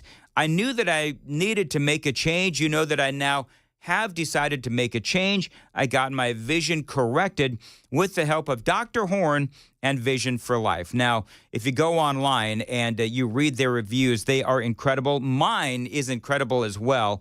Many people sharing life-changing stories about their procedures. I was out at an event with Busy Bee Plumbing, Heating, and Cooling over the weekend, and I met a lot of listeners. All of them asked. I don't think there was one that didn't ask how my vision was doing. My vision is great now. I had my left eye fixed, my right eye fixed as well, and I've never been happier, and I can see great thanks now to Dr. Horn. And that is why he has been selected by his peers as one of the best physicians, one of the best eye surgeons, and one of the top 250 premier cataract surgeons in America. Most recently, Dr. Horn was voted Nashville's best ophthalmologist. After learning all of this and discussing lens replacement with Dr. Horn, I knew that I had to take the leap, and I'm so happy that I did. Check him out. I recommend calling Vision for Life today, 615-436-2020. My only regret is that I didn't do it sooner. 615-436-2020. Find them online, visionforlife.com. That's visionforlife.com. 652, Joan Jones, what's coming up in the news at 7? Another tariff from President Trump. We'll talk about that one that you have just been mentioning there, Dan. This one is aimed at building materials. Also, a judge shuts the Treasury Secretary out of the Treasury. We've got those stories and more coming up at 7 o'clock on Super Talk 99.7 WTN.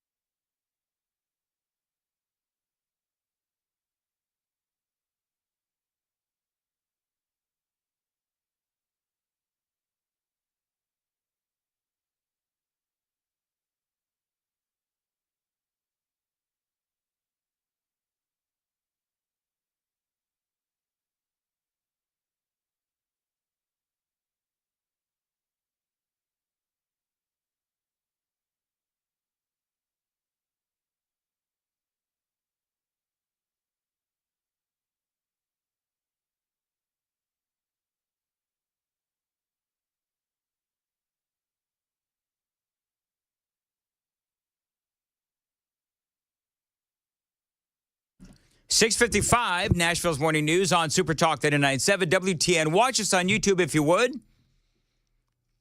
And you can also find all of our podcasts, basically wherever you get your podcasts. You can find us there. Search me, Dan Mandis, Super Talk 99.7, and Nashville's Morning News. We podcast a lot of the segments that we do every single day. We also do the Daily Dan poll, and today's poll question, I believe, is. You got to help me out here, KGB. What did we do? It has changed. We had the, what was it? The eliminating the Department of Education, which was a resounding yes. Yes. This one is now, should we raise minimum wage to $20 an hour? Yes, no, or let free market decide? Yes.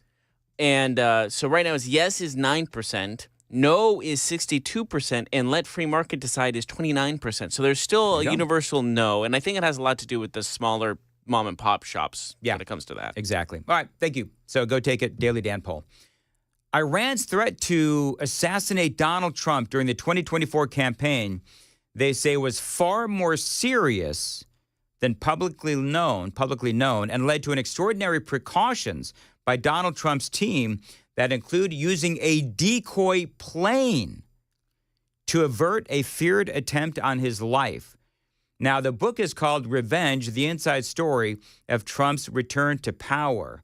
And they talk about how Iran has been trying to take out Donald Trump for a long time. They actually wanted to try to take out, apparently, Donald Trump's plane. And so they talk about how it impacted the president, and it's still on his mind today. But Iran clearly, they say, is still on Donald Trump's mind. Last week, he said that he had given his team instructions to obliterate Iran if its operatives were to kill him. They pointed out, he tempered that remark by saying he wanted a verified nuclear peace agreement with Iran. I'm not sure if there is such a thing, but whatever. But they've been targeting President Trump since 2020, when he ordered an airstrike that killed Qasem Soleimani, a top Iranian military leader. And they actually warned Donald Trump that Iran had placed operatives in the United States with access to surface-to-air missiles. That's why they had Trump flying, decoy planes. Trump's team worried that the Iranians could try to shoot down his plane. It is, of course, as you know, easily recognizable, his personal jet, better known as Trump Force One, as it was taking off or landing. And it's not real surprising with surface-to-air missiles. Now, this is a book, and we don't know if this really is real, if it's true, if Iran somehow planted the information so that, they would freak out, Trump and his team. Hey, we've got surface-to-air missiles, and sort of plant that information, and then they're working on something else. But let's be honest. A lot of people, unfortunately, gunning for Donald Trump. And by the way, I've got some news on that. Maybe I'll try to get to it in the next hour. Trump is demanding to know from the Secret Service what happened on that day in Pennsylvania. He says that he's got a right to know. I've got that story for you and a whole lot more straight ahead. Very busy morning of news. Appreciate you listening to Nashville's Morning News, Super Talk 99.7 WTN.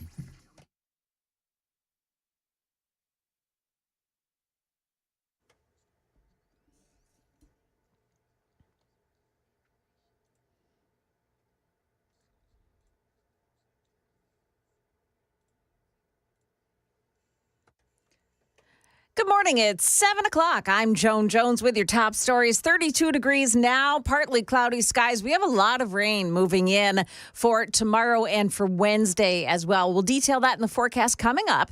Well, he was the first ever president to attend the Super Bowl.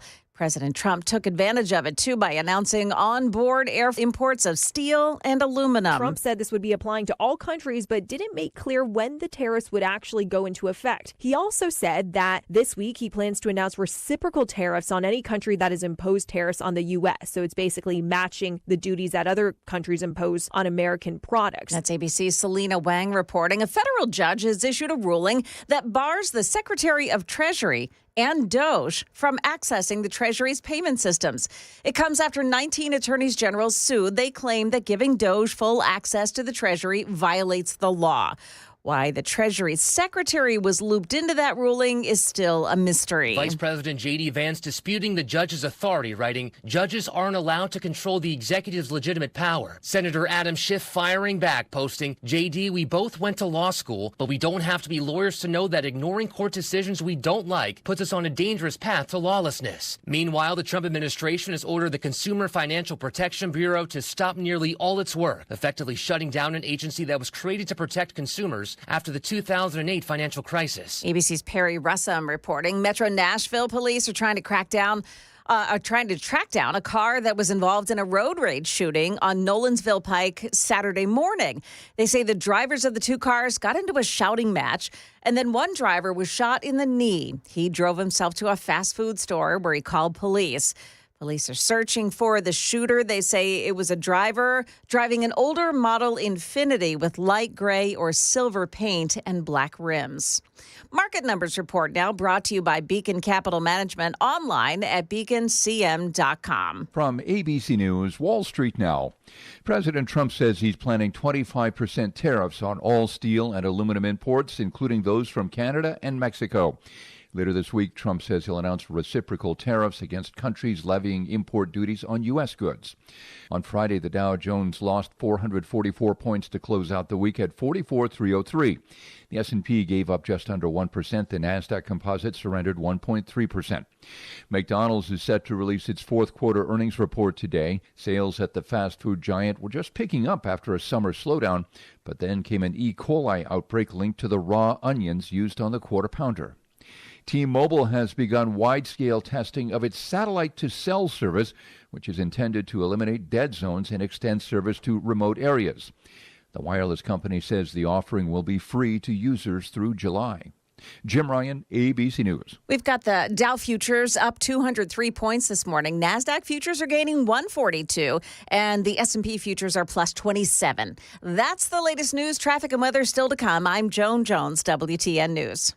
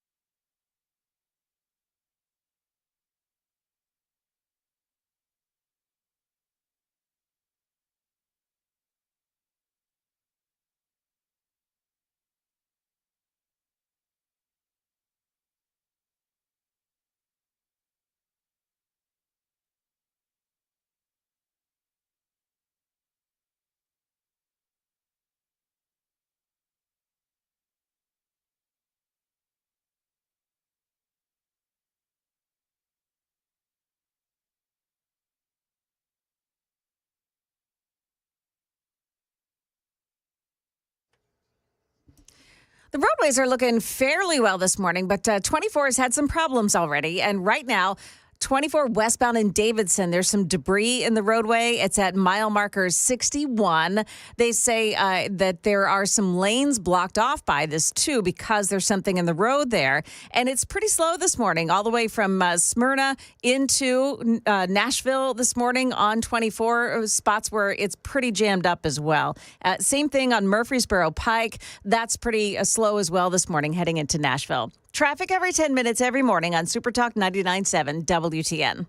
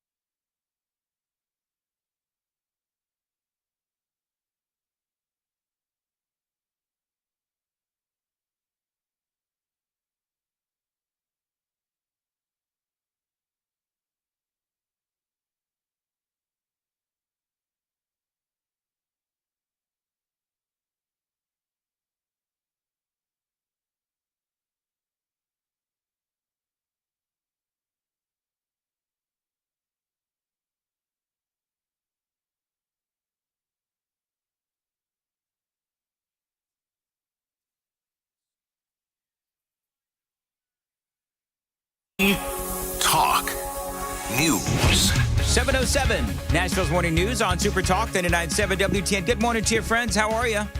Dan Mandis here, along with KGB, Jeff Malinoff, and, of course, Philly Joan is here. E-L-G-S-E-S,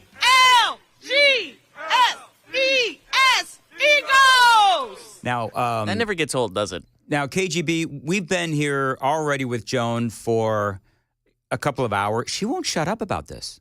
Like she's in my ear during the commercial breaks. It's just like she just will not stop talking about the Eagles. And we're allowed to talk like this about her because she's not at her seat right now. So we're going to be talking trash. Is she not at her seat? No, I look back. This was her big moment. Oh, there she is. There she is. I leave for 1 second. You know, Joan. You can't do that on this show. E-L-G-S-E-S, Eagles! People are telling us that we need to let you have, your moment. Yeah. Talking about the Eagles. And by the way, I believe that is an eagle, not a hawk. But either way, it sounds pretty good. I don't think it matters. I think because we know what it symbolizes. Yes. You know what it symbolizes? Victory. All morning long, friends. All morning long. It feels like that's for a L-G-S-E-S, Eagles! Mm-hmm. It feels like that's a fight song for a college team, not a pro team, but that's just me. You know what it is? It's actually a theme that the Mummers. Do y'all know about the Mummers? No. So hold on. Okay, so the Mummers are they're string bands. They play, I don't know, stringed instruments. Yeah.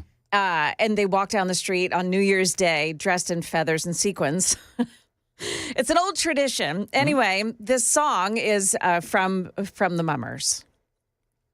It's a Philadelphia tradition. Listen, it's very rich in tradition and feathers and sequins. You know, Joan, I think it all comes down to this. Then I'm gonna talk about something that happened in Washington, D.C. on Friday. It's not important. But Eagles win is really. I think it all comes down to this, Joan. Credibility and truth. Hey, KGB, watch this.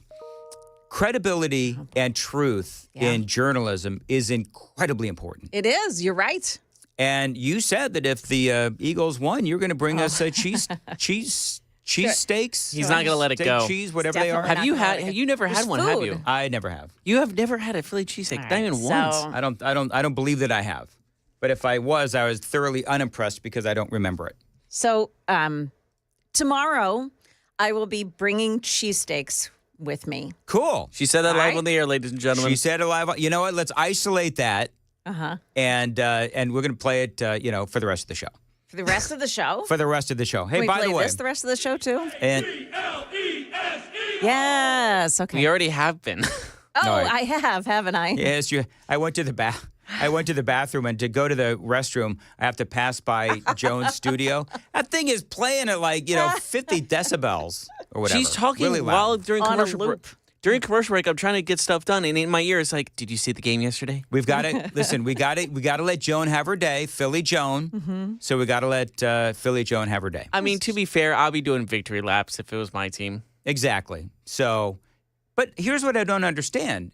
You're not wearing Philly Eagle stuff today. I'm not. It's more like Chiefs red. It is, and I was appalled at this. But you know what? I honestly was not expecting the Eagles to win.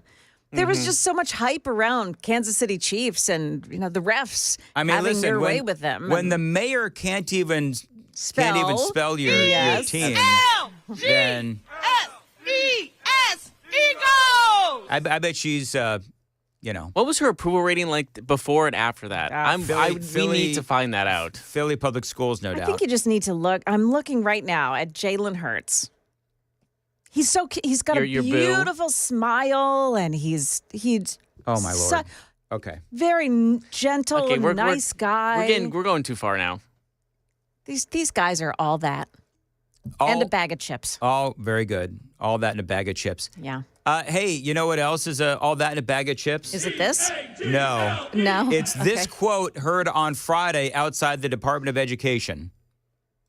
There are no thieves and thugs out here. We're members of Congress. So So that is, I don't know if that's Maxine Waters or if that's somebody else, but I know that, and we spoke about this earlier, people asking me to replay some of this audio because it is so funny. Did you see the one lawmaker, and I don't know which one it was it was a woman standing with her backs to the door that we all saw, and she was using the bottom of her foot to kick the doors. No, Yes, I she didn't was see that. Kicking the doors. Well, so here's what happens. A horde of Democrats walk over to the Department of Education because Donald Trump and Elon Musk are talking about dissolving the Department of Education. And so the horde of Democrats, they march down. It's so performative, and it is so predictable at this point. So they march down to the Department of Education, and there's one lone security guard with his arms crossed, and he won't allow them in. And so live on Fox, this happened again on Friday afternoon, live on Fox News, you've got all these Democrats, including, of course, the usual cartoon characters like Maxine Waters. Look them in the eye. Come on, hold your face up. Look at them. Let them see you. She's talking to the security guard as everybody's got their cameras on this guy, and he's just, this security guard, arms folded, eyes rolling, and he's like, whatever. This is him. Look at it. What's your name? Tell us your name. Give me that ID again. I showed you the ID. You do what? I showed you the ID. Could you let me see the ID again? Huh? No. No? Will someone else ask him for the ID?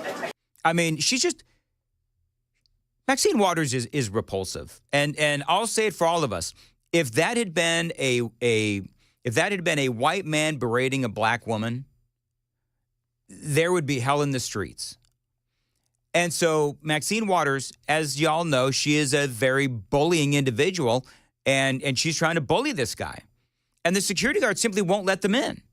And there's dozens of Democrats here, and this guy, and again, I love it, he's just standing in the way.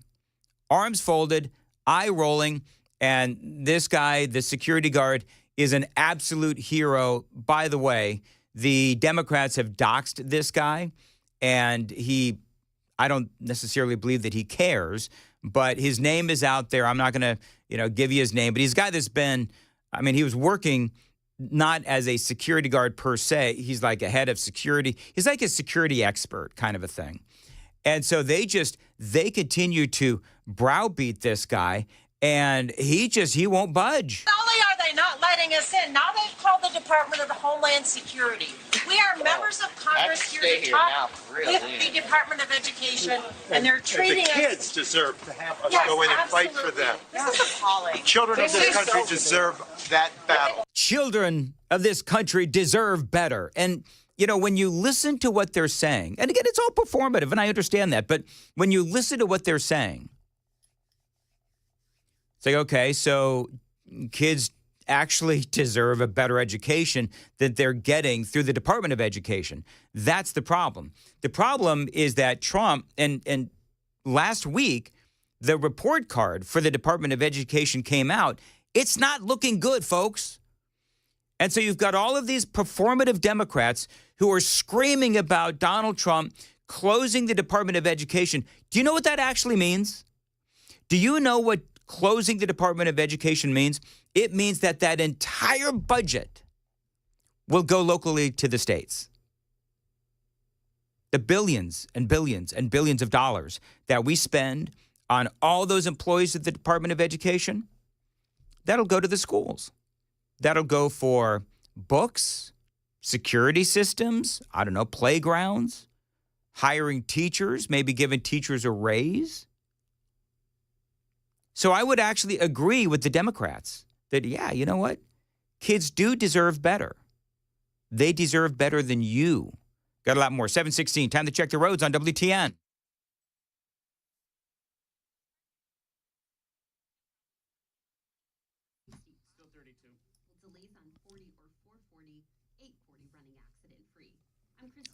Weather today, a high of 50 degrees. A lot of rain on Tuesday and Wednesday. Right now, 32 degrees at Super Talk, 99.7 WTN. When these Democrats say that the kids deserve better, they really do.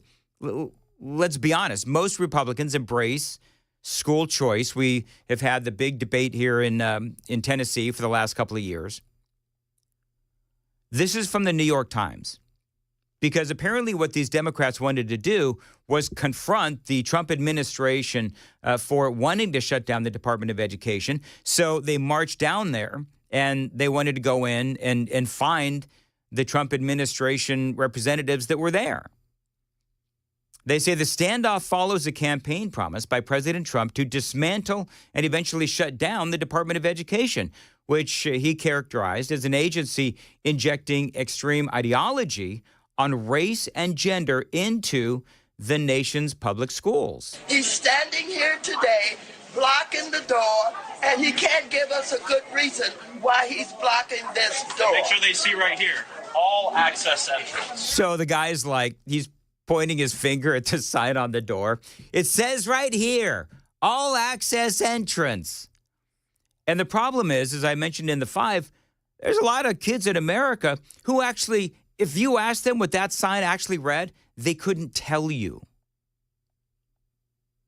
They couldn't tell you what it says on the door because of the really crappy education that they're getting here in America. Latest scores show that the average reading score for 9-year-olds has dropped in the last 4 years. It dropped a full 5 points. It's the largest decline since 1990. In math, there has been a 7-point drop between 2020 and 2022. Now, COVID clearly played a role. Over the long term, though, we have seen, despite billions and billions and billions of dollars funding the Department of Education, which began, by the way, in 1979 under Jimmy Carter, there hasn't been a provable rise in those scores. The scores have not gotten any higher. And so the question has to be asked, why exactly is it then that we're paying all this money? Well, and I think it should be clear to parents in the United States, if you want to advocate on behalf of your children, you are not allowed to come into this. You know, it's kind of funny because the last time parents advocated for their children, this party, the Democrat Party, sent the Department of Justice to go after them for advocating for their children. So I thought that was kind of an interesting comment by the whiskey and cigarette sounding Democrat. Average test scores among students have fallen significantly since the Department of Education was created more than 40 years ago. Both math and reading scores among 13-year-old students are at their lowest levels in decades, according to national data from the National Assessment of Educational Progress. That's from the 2022-2023 school year. So, you know, COVID obviously had an impact. But you know what Biden did, right? You know what Joe Biden did after COVID to help the kids along? Do you know what he did? I'm going to tell you coming up at 7:25 right here on Nashville's Morning News on Super Talk 99.7 WTN. But remember, the gaslighting in America continues. There are no thieves and thugs out here. We're members of Congress. There you go, 7:20 on you know what? That's never going to get old. 7:20 on Nashville's Morning News on Super Talk 99.7 WTN. Let me tell you about my friends at Stoltzco. They are the premier pole barn builders in the state of Tennessee. Stoltzco. Now, I know that putting up a pole barn from Stoltzco could increase the value of your land big time. You can use it as a garage, an event space, an equestrian building. You could just live in it. The thing is, pole barns from Stoltzco, they are flexible. They are built really well. You can use these things for anything.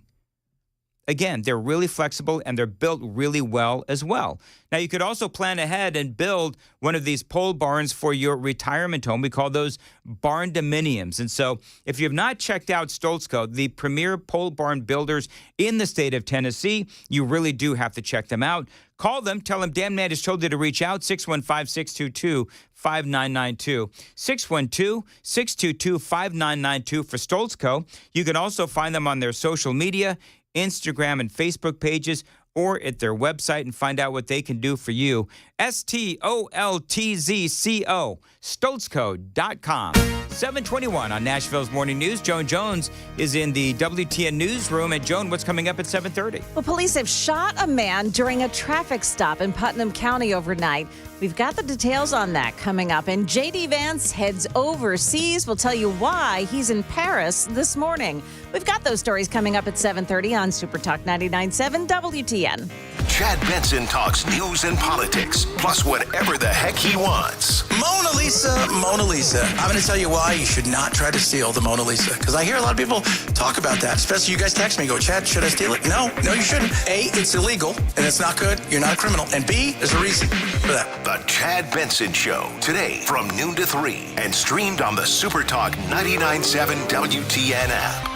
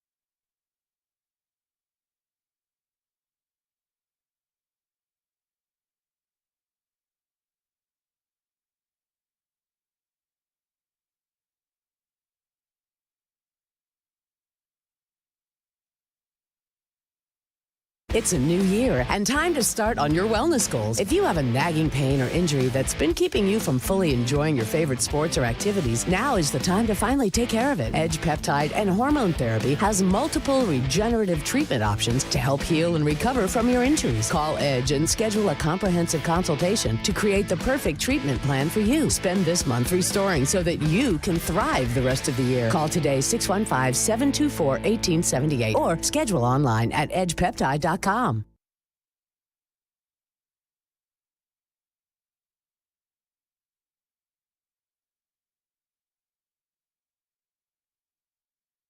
the most part, things are looking good this morning. No problems coming in on 40 or 65. No unusual delays on 24 or 440. 840 running accident free. I'm Christy O'Brien. 725, Nashville's Morning News on WTN. What could you do with an extra $75,000 right now, or even a couple $100,000? Now, if you own a home, you can get that money in less than a week with Loan Pronto.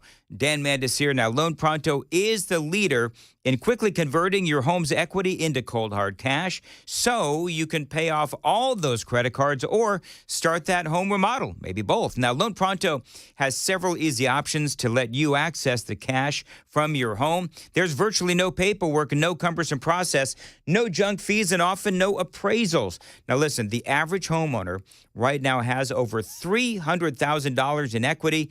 That is your money, and you need to use it. One client got $150,000 out, and yes, paid off all their credit cards, a couple of car loans, and a personal loan too, cutting their monthly expenses by $1,500. So call them. Loan Pronto. They can get you approved in as little as a day with no hard credit pull up front. 615-499-5780. 615-499-5780. LoanPronto.com. Equal housing lender, NMLS 166-1781. Subject to lender approval, NMLS ConsumerAccess.org.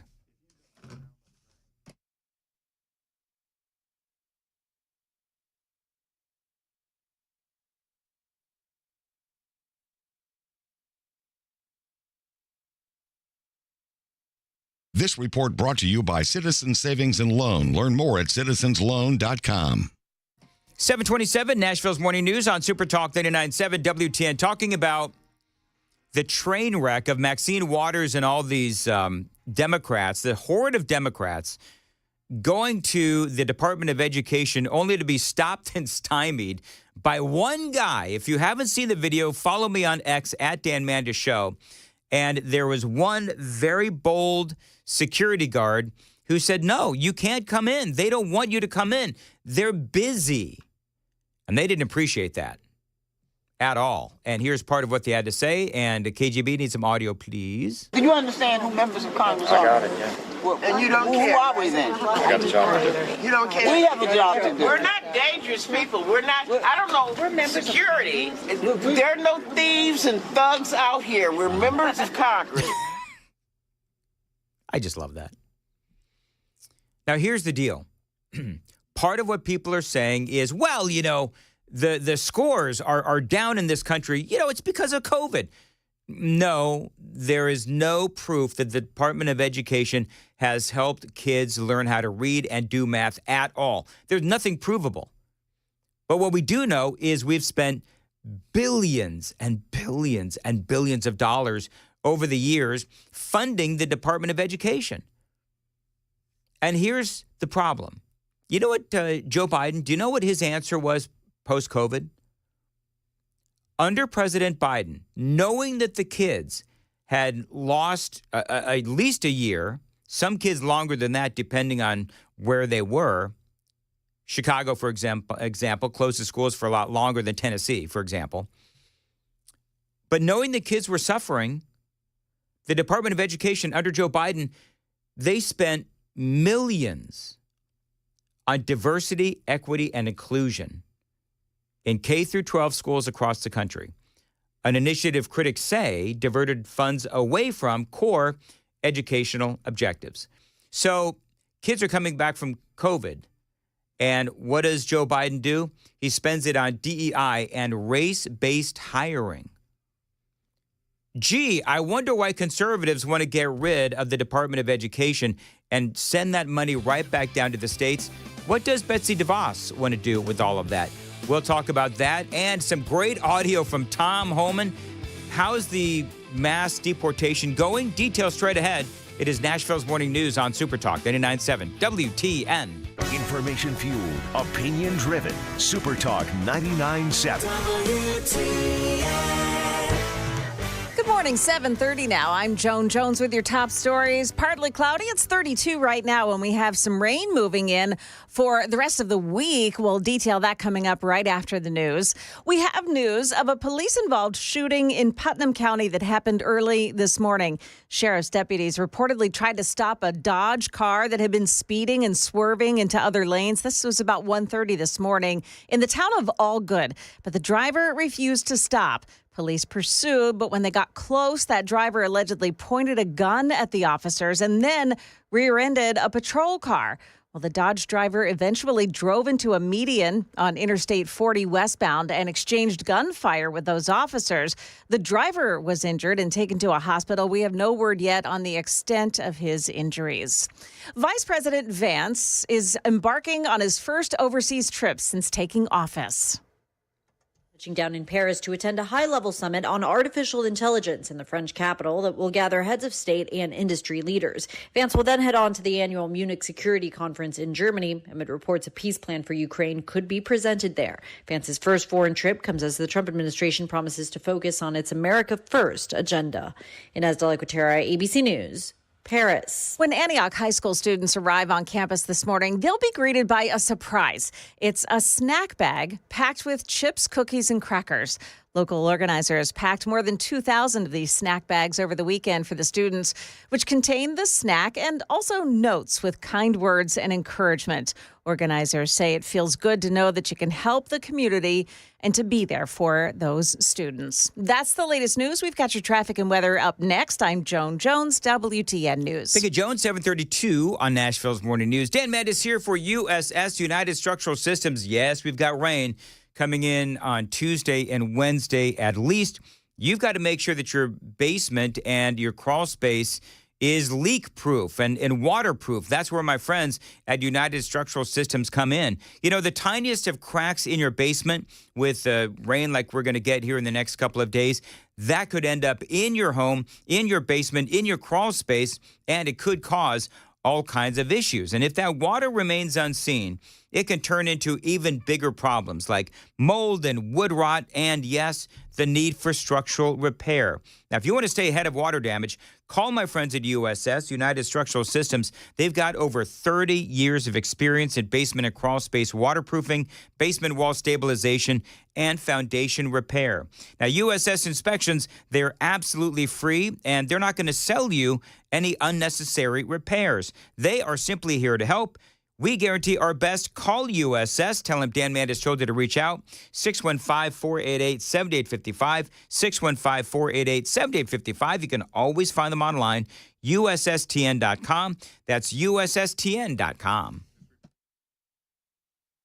Lowe's knows that free is just better. That's why My Lowe's Rewards is free to join and lets you unlock member-only deals. Earn points towards My Lowe's money and more. Join for free today. Loyalty program subject to terms and conditions. Details at lowes.com/terms subject to change.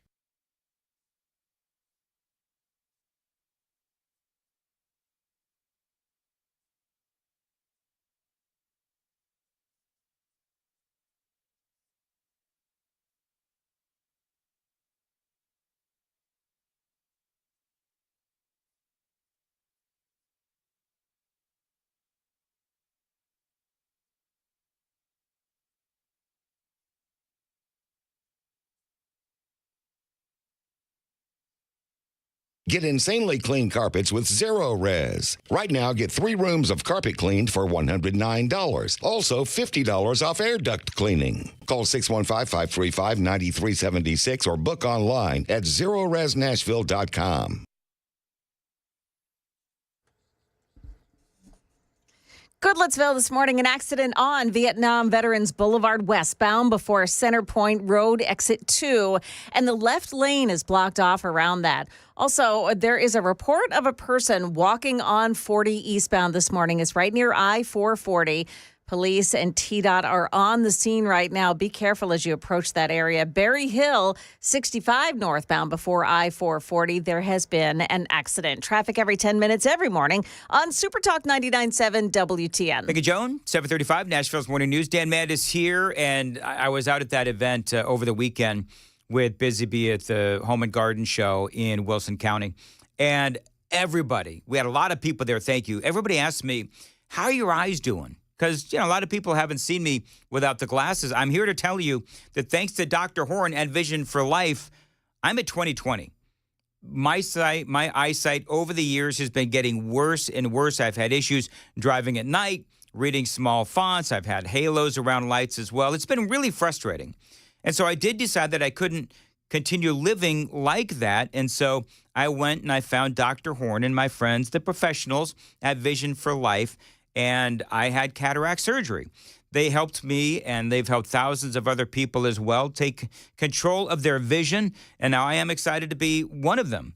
Now, when I started on this journey, we discussed lens replacement with Dr. Horn and how the procedure can correct both near and far vision while eliminating cataracts for good. I did know that I had to take the leap I have, and I'm so glad that I did. My one regret is that I didn't do this sooner. I've been wearing glasses since I was 16. So a couple weeks ago, I had the left eye. Last week, I had the right eye done. Now I am 20/20 vision in both eyes, and I've worn glasses for the last time. Now, if you're dealing with the same struggles that I described, you owe it to yourself to check out Vision for Life. Call them today at 615-436-2020, 615-436-2020. You can find them online, visionforlife.com. From the Beacon Capital Management Weather Center.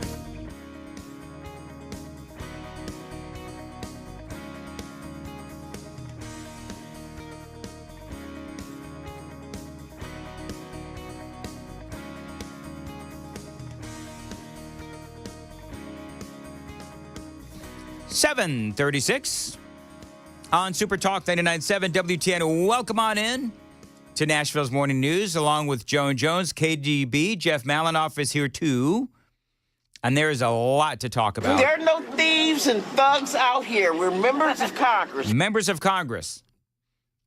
That's almost like, I forget who it was, but somebody at one point said, we're the government and we're here to help. And then Ronald Reagan started making fun of them and saying, the last thing anybody wants to hear is we're from the government and we're here to help. I mean, it's truth.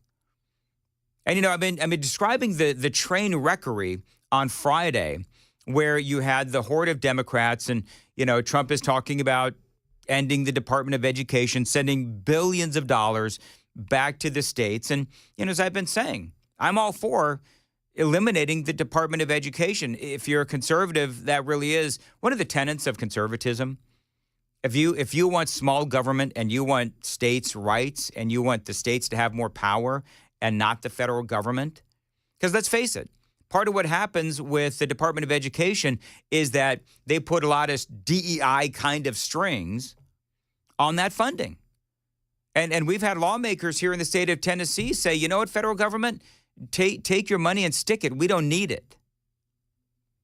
But I am all for eliminating the Department of Education. Now, Donald Trump's former Secretary of Education, Betsy DeVos, says that it really does need to be dissolved. She's been one of the leading proponents for Donald Trump, of course, this time around in talking about how we really don't need that Department of Education. There are many steps that can be taken to re-empower states and local communities, and importantly, families, take the power away from the Department of Education, block grant those funds, continue to invest in education, but get it down to a much more local level where better decisions are made on behalf of students. The bureaucrats at the Department of Education aren't doing the job. They haven't done the job for more than 4 decades to close achievement gaps. They've only widened.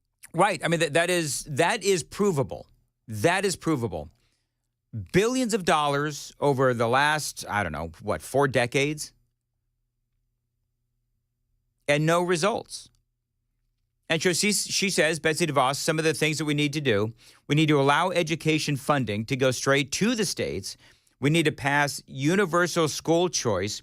We need to use block grants to bypass the Department of Education. And again, allow that federal money to go straight to the states. I mean, when you think about all that money, it's not only the money that is allotted to, the states for education, but it's also keeping the Department of Education going because it's this massive agency.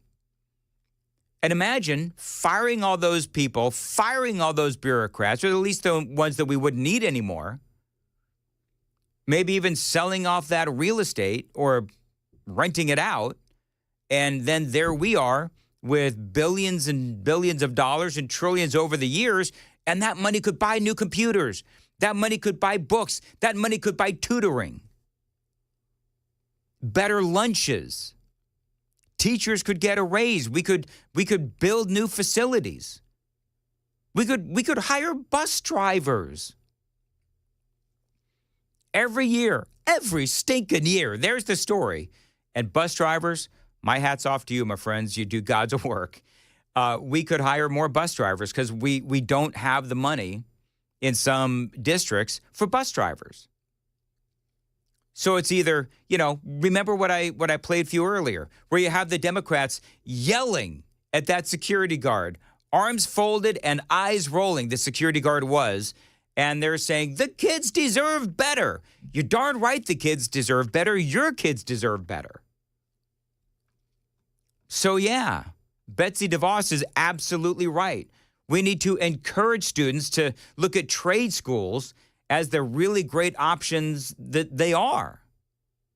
And yes, we need to get bureaucrats and the unions out of school policy. I mean, all of these are for the betterment of our country. Department doesn't really add any value anywhere. Only 9% of spending for K-12 education nationally comes from the federal government, yet over 90% of the regulation comes. So all of those funds go out with strings attached, requiring states and communities to do things the way this federal agency in Washington dictates it be done. And I guarantee you, almost all of the folks there have an agenda, and it's not what's best for students. Yep. She's absolutely right. No, it's not best for students. And that's obviously, it should be anyway, what all of these bureaucrats in Washington, D.C., that is clearly what they need to focus on. What is best for the kids? Unfortunately, what we see these days, it's not best for the kids that the bureaucrats want. It is what the bureaucrats want for themselves. That's basically what's been going on. Tom Homan in the news. So, by the way, we took a Daily Dan poll earlier. Watch us on YouTube. You can take the Daily Dan poll. And our brilliant question this morning was, should the Department of Education be dissolved? And it was like 99% was yes, it should be dissolved. It ended at 97-3, but it's still absurdly popular. Unpopular. The thought of taking away or dissolving the Department of Education is popular, certainly among conservatives. By the way, we did change the Daily Dan poll. Go and take it. You can find it on our YouTube page. You can watch Nashville's Morning News, and you can also take the poll. And we have changed the poll to, there is a lawmaker here in the state of Tennessee, Justin Pearson, of course, one of the Justins, and they want to raise the minimum wage to $20 an hour. Currently, the minimum wage here in Tennessee, $7.25. And we have three options. We have yes, raise the minimum wage to $20 an hour. No, keep it at $7.25, or let the free market decide. So you've probably got the poll up, KGB. Yes. What are people thinking? So yes is still at the bottom with only 8%. No is at 60%, and let free market decide is catching up a little bit at 32%. All right. Thank you, KGB. It is 7:45. Coming up, I've got some outstanding Tom Homan audio for you as he is talking about what is going on with mass deportation. That audio straight ahead, 7:45. Time to check the roads on WTN.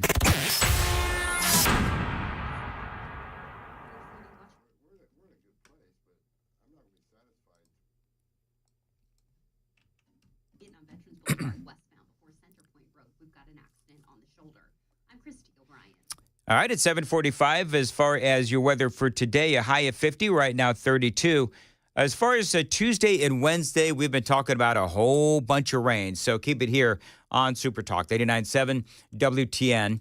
Mass deportation, of course, a very big thing that a lot of people voted on, and Tom Homan was on, there's Fox News. Was this on Fox News, KGB? It was like their morning show. I'll have to find their name again. Okay, it's fine. It was on Fox News, and they basically asked him, okay, so how is mass deportation going so far?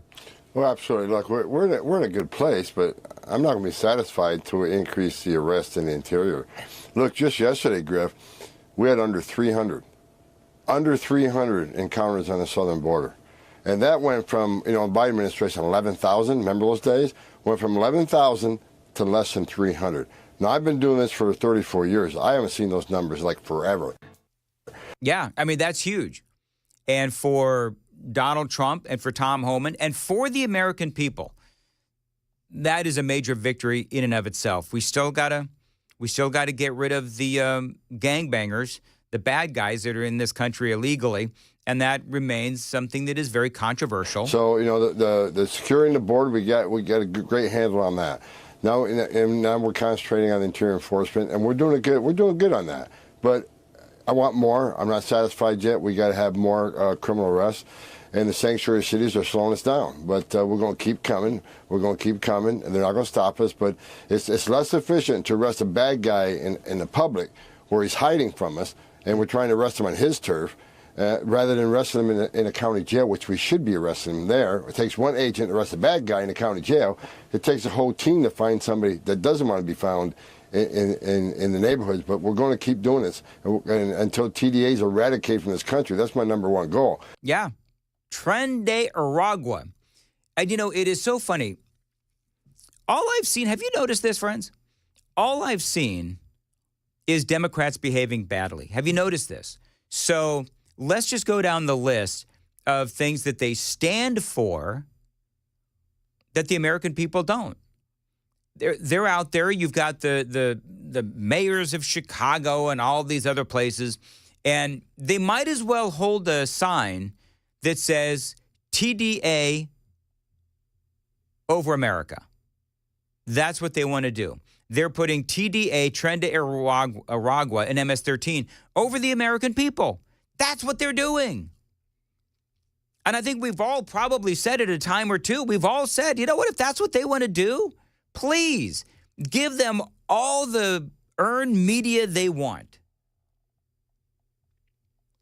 Because if they're going to put these gang members over the American people, then fine. I desperately want Tom Homan and the Department of Justice to start arresting mayors across the country. That's what I want to see next. Now, I don't think that they really want to go that far. I don't think that they do. But I believe that somebody needs to be made the example. I do. Because these mayors are doing everything they can to save these bad guys. And it's a bad look for the Democrats. Every TDA member in this country is on notice. You either leave, or we're going to find you and put you at Guantanamo Bay. Yeah, or worse, in the jails in Central America, in El Salvador. I've seen pictures of that. That doesn't look like a fun place to go. So, well, unless you are, let's see. Now, in El Salvador, you absolutely want to see them go. Where do you think they want to go? You think they'd rather go to Gitmo or El Salvador? I think they would actually, if you're a TDA member or an MS-13 gang member, you probably want to go to Gitmo. Because let's be honest, the 9/11 terrorists, they've had it pretty good in Gitmo. Now, I've told you about this 1,000 times. I'm not going to go into it other than to say they've got great food. They've got, a couple of different libraries. They've got a bunch of exercise machines and all that kind of stuff. They've got, their prayer rugs, as many prayer rugs as they need. They get them. So that's also part of the conversation. I think the reason why people love hearing Tom Homan speak is because we spent so many years hearing Joe Biden and Cringe Jean-Pierre and all these other folks. And it's so funny. Do you know what's funny, Joan? I think I've slowly but surely, I'm starting to forget the Biden administration. It was so bad, I'm starting to block them out. That's probably most of us feel the same way. Yeah, but we can't forget, though. We can't. Hashtag never forget. Never. What they did. And what they didn't do. That's exactly right, Joan, what they did and what they didn't do. Coming up, some more audio from Tom Homan, some great audio as well from Donald Trump. He did give a great interview. Did Joe Biden ever do a Super Bowl interview? That's a good question. I know he didn't do the last one. I don't know if he ever did one because they knew he must have. I remember the thing he did with the cookies. Remember the whole thing where he was holding a tray of cookies and he mumbled something about cookies and how somebody's mother made great cookies. I forget what it was. I don't remember that one. You don't remember that? No. Yeah, there was a big controversy about Joe Biden not doing the Super Bowl interview, and they put out in their attempt to hide what we all now know was Joe Biden's dementia. they had Biden, and he had like an apron on, if I remember right, and he had he said something about how somebody's mother, maybe it was Patrick Mahomes' mother, made great cookies. Yes, Remember yes. Okay. The Patrick Mahomes link, that did it for me. Thank you. Yes, there you go. So I just looked it up. CNN said this was last year. This was February of last year that Joe Biden is skipping. This makes me giggle a little bit.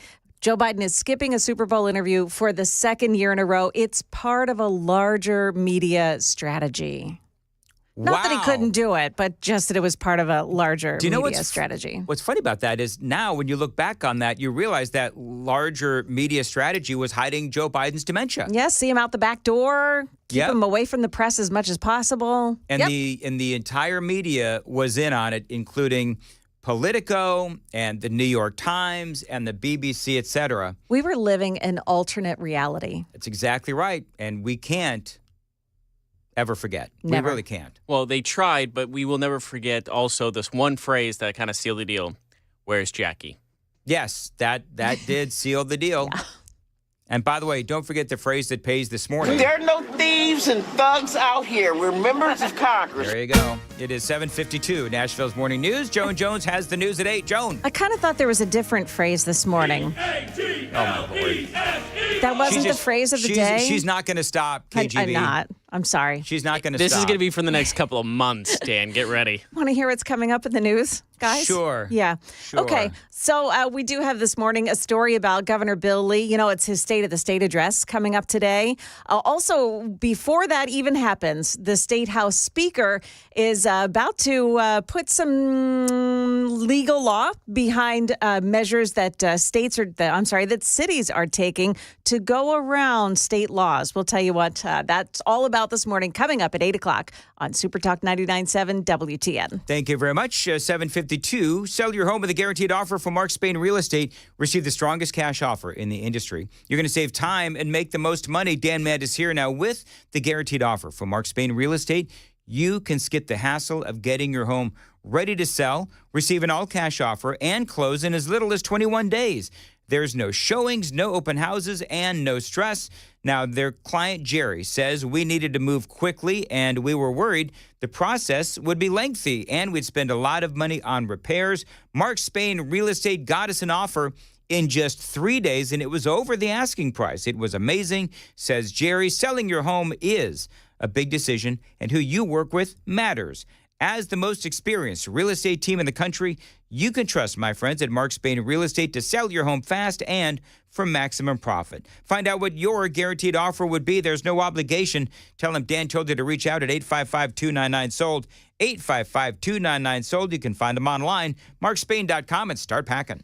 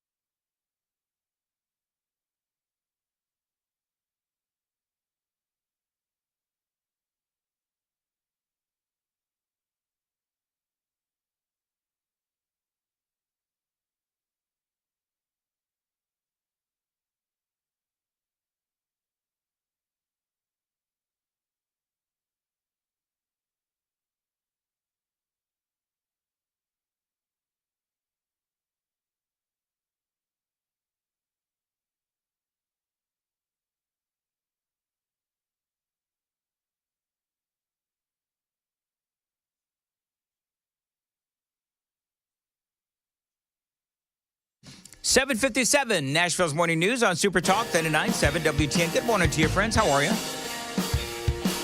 It is Monday, February 10th. Everybody asking Joan and KGB, has anyone done a wellness check on one Mac Morey?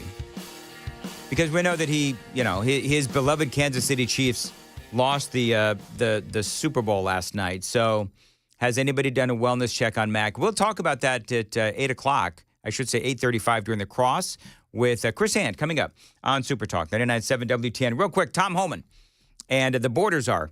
He was on Fox News and they asked him, okay, so where are we at with those 300,000 missing kids?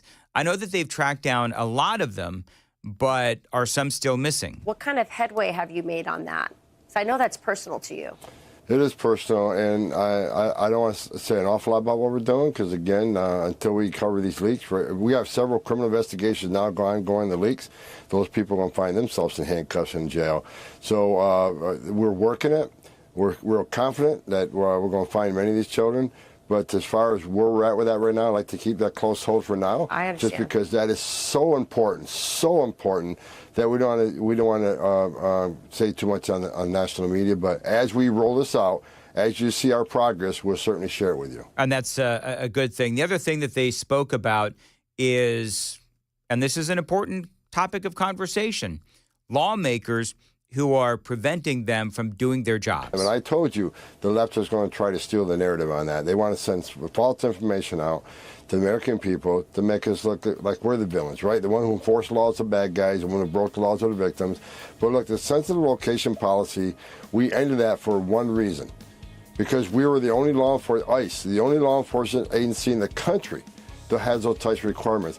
FBI, DEA, they walk on colleges campus every day to arrest people. Local police departments, they walk on a high school campus to arrest a gang member or someone that had a violent criminal history. They do it every day. All right, so that is Tom Homan, clearly ready to go, ready to deport, and I hope that he gets ready to start arresting local officials who are impeding ICE and what they were sent in to do.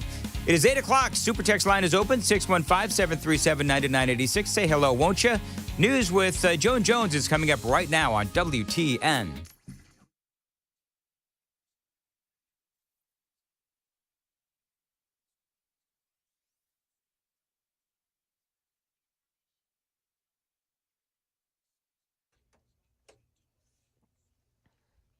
WTN.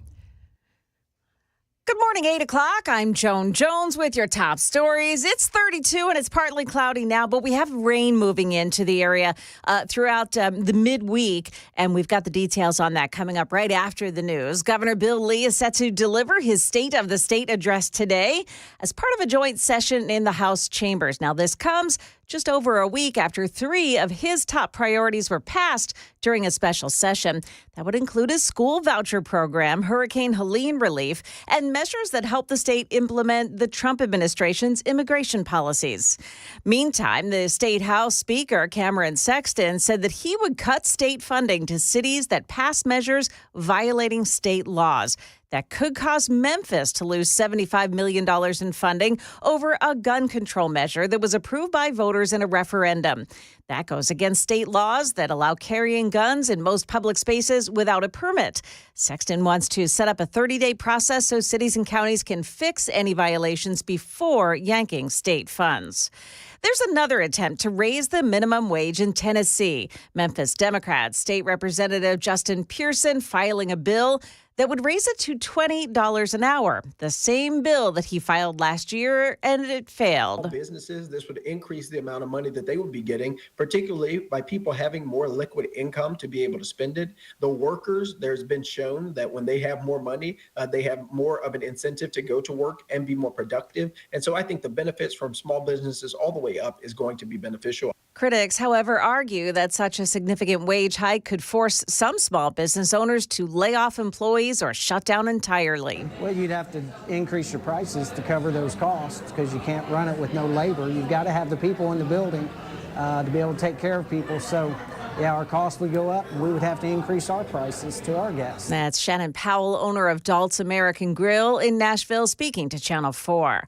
Want to let you know about a silver alert issued this morning for a West Nashville woman who's gone missing. 67-year-old Diana Zastecki, who has dementia, was last seen at her home in West Nashville last week. She is believed to be driving a 2022 gray Subaru Outback. It has Tennessee tags BFJ 0057. That car passed a license plate reader in Illinois last night. Got an update to geography lessons after an airborne executive order from President Trump last night. During Trump's trip to the Super Bowl, Air Force One flew over the Gulf of Mexico. The first time in history flying over the recently renamed Gulf of America. As the plane passed over the body of water, Trump signed a proclamation renaming it the Gulf of America. That's ABC's Perry Russum reporting. The Dow market numbers here brought to you by Beacon Capital Management, online at beaconcm.com. Dow futures this morning, they're up 247. NASDAQ futures are gaining 176, and we've got S&P futures up 33 points, about a half hour to go before the opening bell now. That's the latest news. Traffic and weather are next. I'm Joan Jones, WTN News.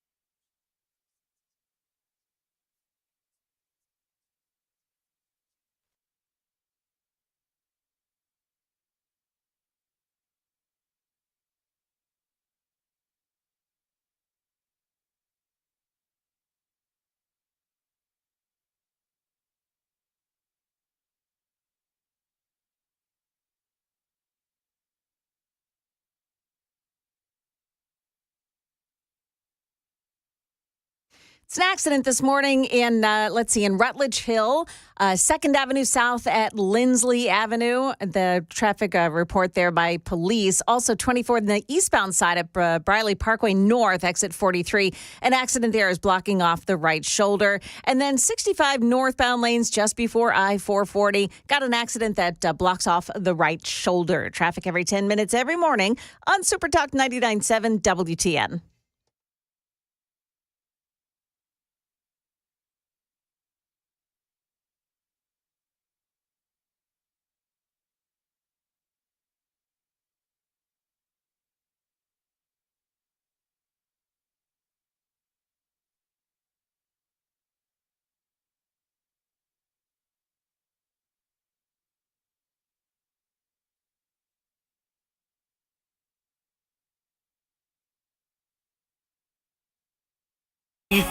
Talk News. 8:06, Nashville's morning news on Super Talk 99.7 WTN. Good morning to your friends. How are you? We're awesome.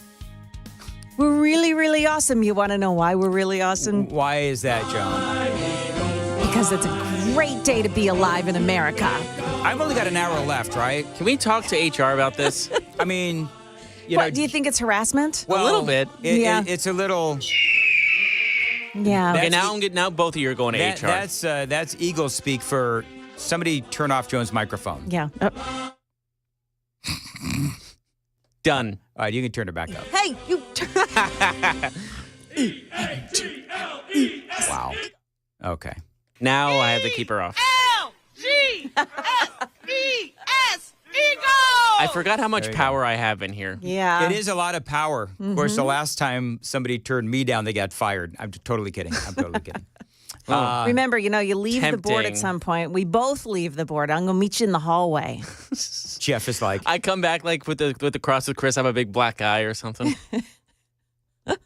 anyway, so, hey, did you hear that Taylor Swift got booed at the Super Bowl? Now, this is one of my favorite moments of the show. We did this at 5:35, and we'll get Chris's opinion on it. But this is what Taylor Swift had to encounter. By the way, this has turned into a meme. And so she's kind of looking around like, what's going on? Oh, I'm on the scoreboard. They're booing me. I love that moment. Yeah, that I was did. pretty satisfying. It was satisfying. And I think that what's satisfying about it is that she's had a run of bad luck. Can we very quickly, very, very, very quickly, talk about the bad run of luck for Taylor Swift and her crowd? So Selena Gomez, is it Selena, whatever? Selena Gomez. Oh my gosh. Anyway, so she did the whole crying video thing. These are my people. Remember all that? Well, she is part of the inner circle of Taylor Swift. She got massive backlash for that. Remember that whole story? Yeah. Now you've got the story that we were talking about earlier, Joan, where Taylor Swift has now been sort of drug into this thing with Justin Baldoni and Ryan Reynolds and Blake Lively, and where she is, Taylor Swift is being accused of being part of sort of like this Mean Girls crowd where, Blake Lively and Ryan Reynolds, if you know anything about the story, and I know very little because I just think all these people are a clown show, but Blake Lively and Ryan Reynolds, her husband, they're accused of trying to really take over a movie. And Blake Lively accused Justin Baldoni of, whole, sexual harassment, this kind of thing.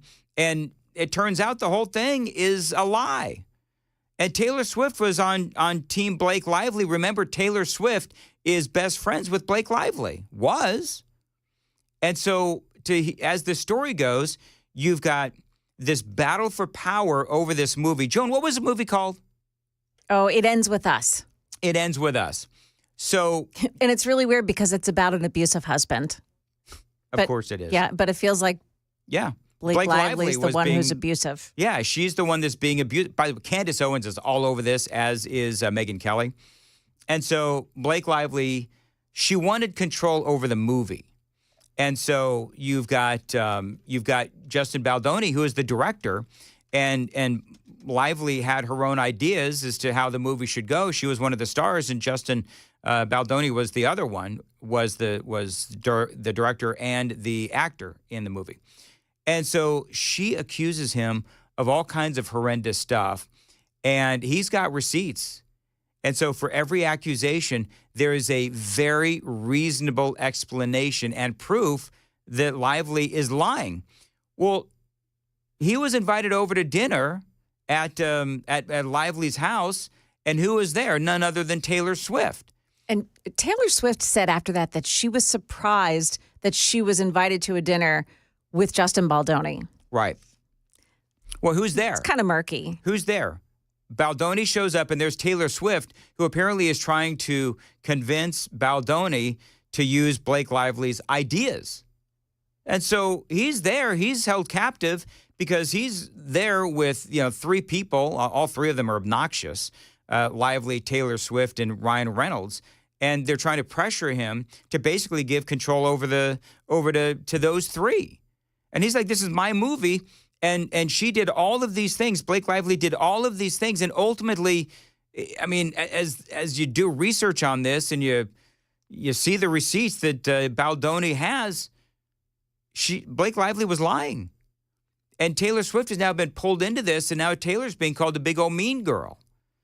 And the whole hashtag Me Too thing, this is just another, in my opinion, nail in the coffin, the dagger in the heart of hashtag Me Too.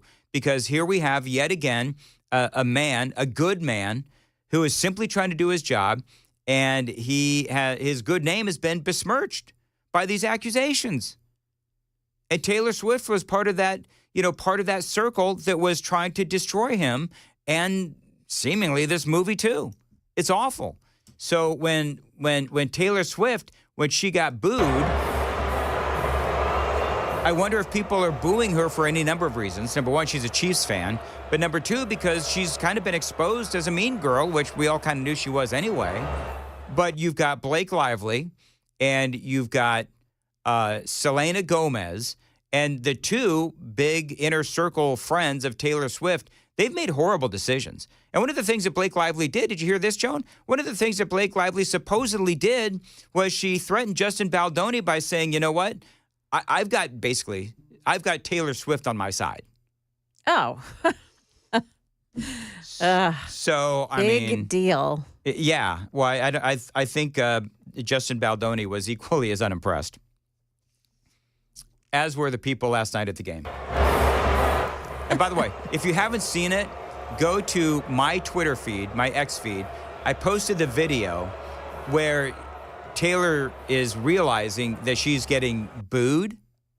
And she gives a side eye like nobody's business. Yeah, oh, yeah. The side eye is crazy. It's not a good side eye like J.D. Vance. Right. It's a bad side eye like, wait, they're booing me? What's going on? Excuse me? Excuse me? You don't boo me. I'm Taylor. Anyway, whatever. So she's had a bad, let's see. She lost the presidential election. I'm just trying to go through the history of bad decisions by Taylor Swift. Because she tends to make a lot of bad decisions, right? I mean, we all know that. She's bad with men. But she wanted, I forget, who was running against Marsha Blackburn? I can't remember who it was now. Gloria Johnson? Is that No, Yeah, it was no, Gloria this is Johnson. no, This is this before? is yeah, this is who was it? There was running against Senator Blackburn years ago. Taylor Swift came out, former governor of Tennessee. Who was it? Someone down on the super text line, tell me. Who am I thinking of? To Google. Anyway, so yeah, she lost that one. She lost. Which year are you talking about? I have multiple. The last 6, like 4 years ago. Theron Chandler. No, he used to be the governor for the state of Tennessee. Like Bredesen, Phil Bredesen. That's who it was. Oh, I have it here. The 2018 one. 2018. I think this has been a really good segment so far. I can hear the people on the super text line booing this entire segment. I'm sorry. You know what they want to hear more of? No, they really don't. No, they really don't. I think they might. Yeah? Because they're winners, and everybody loves a winner. Yeah. Is that what it is? Yes. All right. People. L-G-S-E-S, Eagles! There you go. So you need to stop doing the little the bird because people are getting angry that it's not an eagle. It's a, let's see. There's multiple. How do they know what it is? It's a. They're telling me it's a hawk. It's a red-tailed hawk. Oh. So stop doing it because people are like legitimately getting upset. Are they really? Yes. I have like 3 people texting, stop doing that. That's not an eagle. All of the talk show host thunder I've thrown down today, and you're going to... That's their limit. Is that their limit? Is that their Incorrect line? bird facts is their limit. All right. Fine. You know what? Fine. You know what I can... 8280 says, and I love this person, rather hear Joan brag about the Eagles than Max swoon over the Chiefs any day. Yeah, we're talking about if anybody... Maybe Chris Hand is the one that should do the wellness check on one Mac Maury. Oh, yeah. Wait, Matt, I wonder if Mama Maury is listening right now. Is Mama Maury here? She lives out there in Kansas City. But she still listens to us sometimes. Okay. So Sunquest, yeah. All right. Oh, Sunquest. No, it was Phil Bredesen. It was Phil Bredesen, right? That she... In the 2018 one, it was Phil Bredesen. Yeah, yes. Phil Bredesen. That's what I'm talking about. Birds aren't real. Kat says birds aren't real. I mean, that's true, clearly. We got to talk to Chris about that. He has something about that, I think. All right, so I'm going to ask Mama Maury. Mama Maury, if you're listening, because she sent us a super text the other day. Oh. And I forget what she said, but Mama Maury, if you're listening, send me a super text at 615-737-9986 and let us know if Mac is just doing okay. He might still be in New Orleans. Oh, he could. I'm sure he is. Mm-hmm. Mm-hmm. Becky said, rub it in, Joan. Yeah. So, and somebody, 5581, sent a string of eagles, EAGLE. Yeah. See, people are into this.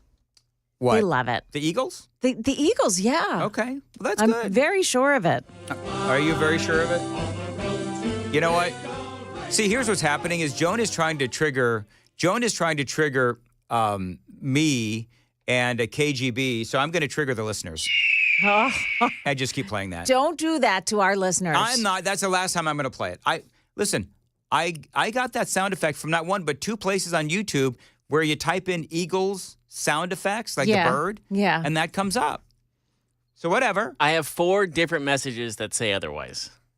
4 different people say red-tailed hawk, actually. Are they getting all uppity about, their bird sounds? Yeah. Is that what's happening?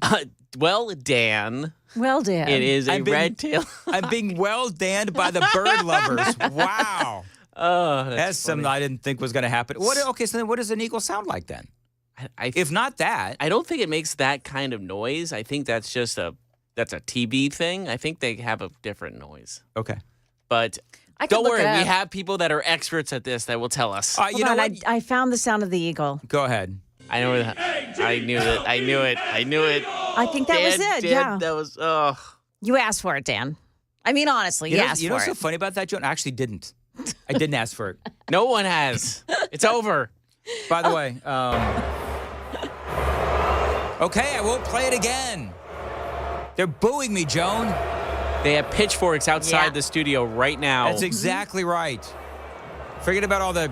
And torches. Forget about all the talk radio thunder I've been throwing down today. Forget about all that. All the getting up at midnight, doing all my show prep. Actually, it's funny. If I had done more prep, I would have found the proper eagle sound. Yeah. Because apparently that's not... true. I honest to goodness thought that was what an eagle sounded like. Well, it's actually a red-tailed hawk. You know why I know that? Because it's now like 8 people have said that now. Okay. I didn't know we had so many bird people in the audience. It's conservatives and bird watchers. That's our listener base. Is that our P1s? That's our P1s. By the way, Donald Trump posting when Taylor Swift was booed. The only one that had a tougher night than the Kansas City Chiefs was Taylor Swift. She got booed out of the stadium. MAGA is very unforgiving. So there you go. You think they'll forgive me for playing a red-tailed hawk sound? It's going to take some time, Dan. I give it a couple of weeks. Okay. Very good. But every time you play it, it resets. I'm not playing it anymore. I'm not going to do it. It's all fine, well, and good. You know what? I have a screech, an actual screech. Are you ready? Go.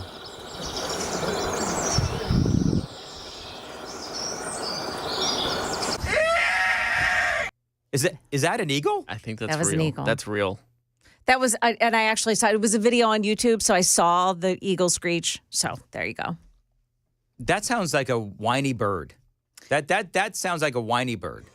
I mean, I love eagles. Yeah. I mean, they're very patriotic bird, but that sounded a little whiny.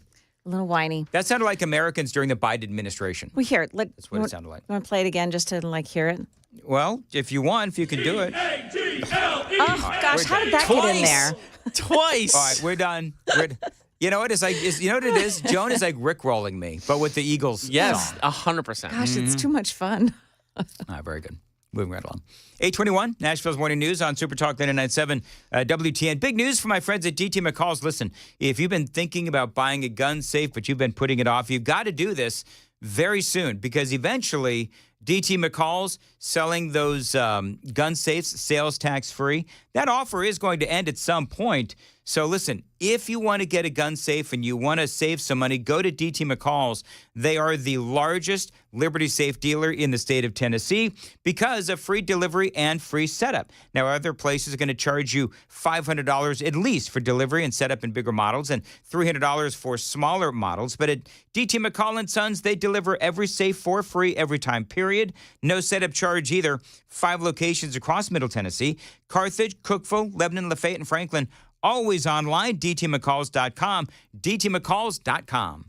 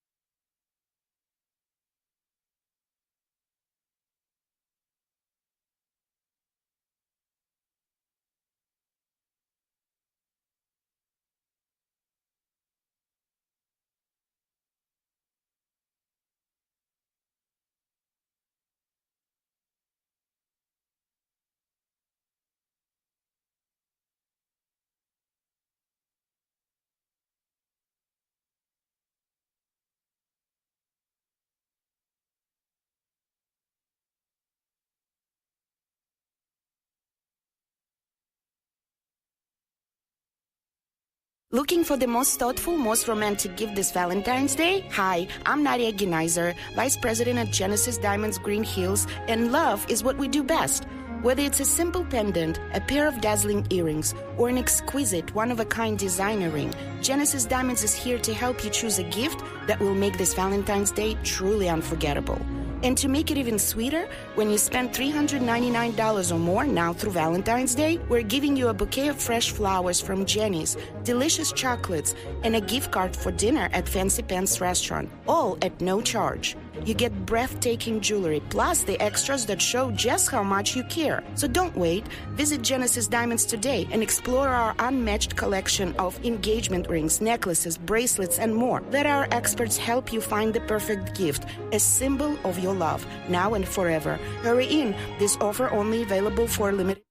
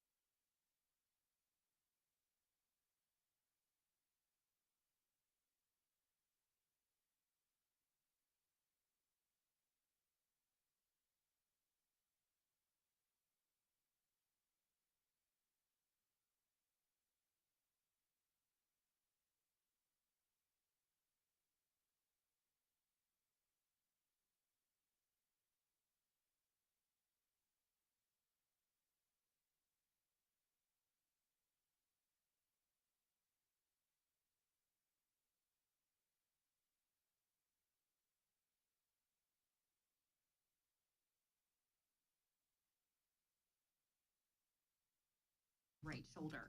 I'm Christy O'Brien. 826, Dan Mandis here. February in Middle Tennessee and, of course, across America. Nothing says love like gunpowder and lead, which is what you find at the Glock store. Now, listen, it is the month of Valentine's Day. And over at the Glock store, you and your significant other, you can go get a couple's training session in their Shoot 270 indoor shooting rooms. Book a couple's shooting session at shoot270.com. When you show up, mention my name, Dan Mandis, and you both get trained for the price of one. That is huge. Now, remember, this is a private shooting room with a personal instructor, a professional that will tailor the session to your current level of shooting expertise. And whatever level you're at, they will definitely up your game. That's what they did for me. Now, remember, to book your 2-for-1 Valentine's date at the Glock store, shoot270.com. You mentioned my name, Dan Mandis. It is 2 for the price of 1. The Glock store, shoot270.com, minutes from the airport and worth the drive from anywhere.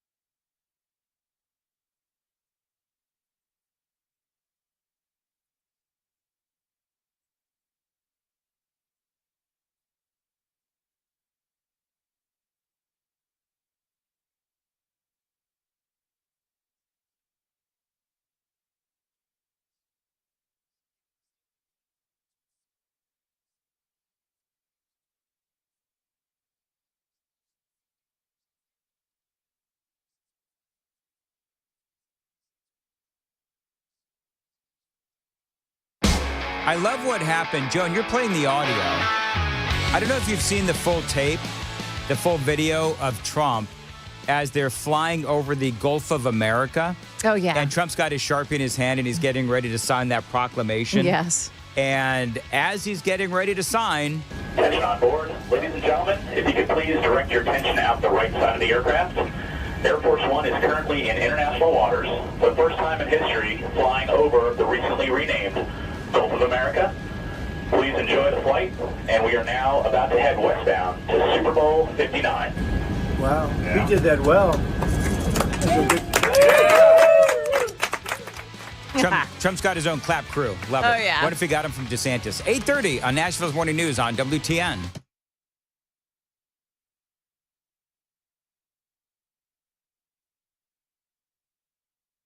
Good morning, 8:30 now. I'm Joan Jones with your top stories. The Trump administration filing a motion to vacate or modify a court's temporary restraining order. That's the one that blocks DOJ and political appointees, including the Treasury Secretary, from accessing sensitive Treasury Department records. Another federal judge has put on hold last Thursday's deadline for the administration's buyout offer for federal employees. Vice President J.D. Vance disputing their judicial authority, writing, "Judges aren't allowed to control the executive's legitimate power." Elon Musk, now head of the newly formed Department of Government Efficiency, calling for those federal judges to be impeached, writing, "It's time," and that the one who paused his department's access needs to be impeached now. ABC's Selena Wang reporting 2 people have been indicted in the death of a Fort Campbell soldier. 23-year-old Private First Class Katia Duenas Aguilar was found stabbed to death in her Clarksville home last May. Well, now her husband and another woman have been formally charged in her death. 40-year-old Reynaldo Cruz and 35-year-old Sofia Rodas had been already jailed on unrelated charges. They have now been transferred to Clarksville to stand trial. I want to let you know, too, about a silver alert issued just this morning for a West Nashville woman who's gone missing. 67-year-old Diana Zostecki, who has dementia, was last seen at her home in West Nashville, but Her vehicle was also last detected in Illinois. She's believed to be driving a 2022 gray Subaru Outback. It has Tennessee tags BFJ0057. It passed a license plate reader in Illinois overnight. That's the latest news. We've got traffic and weather just ahead. I'm Joan Jones, WTN News. Thank you, Joan. 8:32 on Nashville's Morning News. Dan Mandis here for my friends at Window Nation. This is my window company. We've put 4 windows in my home in the last couple of years. I do suspect that they'll be back here in 2025 because they do great work. And so if 2025 is the year that you upgrade your home, start with a call to Window Nation. Right now, a great deal for listeners to my show. They're offering you a full 60% off all window styles, and you pay nothing for 2 full years, no payments or interest for 24 months. That's right. No payments, no interest for 24 months, and 60% off all window styles. That is a great deal for great windows from Window Nation. They've got some of the best insulated windows money can buy. So not only are you saving money on the purchase and the install, but you're saving for years to come with lower energy bills. You know, at Window Nation, they've got over 20,000 5-star reviews, including mine. And Window Nation has a 96% customer satisfaction rating. Even Forbes has ranked Window Nation highest on their list of best window installers. Now, don't forget that great deal. 60% off all window styles. You pay no interest and no payments for 2 full years. Mention my name, Dan Mandis, when you call to get that great deal. 866-90-NATION, 866-90-NATION, windownation.com. Some people just know you could save money on car insurance by checking Allstate first. Those people are probably saving a carload of cash right now. So what are you waiting for? Check Allstate first for a quote today. You're in good hands with Allstate.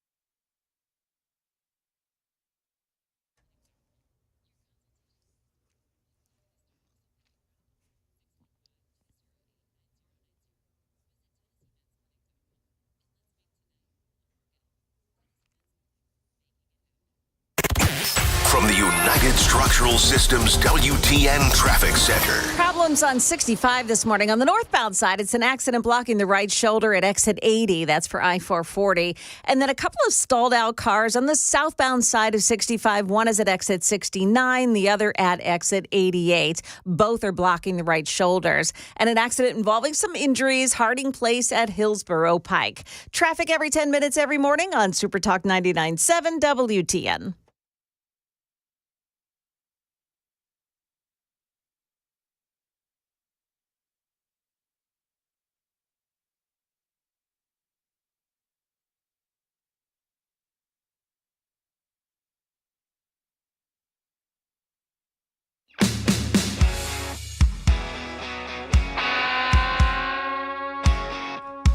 Eight 8:36, Nashville's Morning News on Super Talk 99.7 WTN. Good morning to you, friends.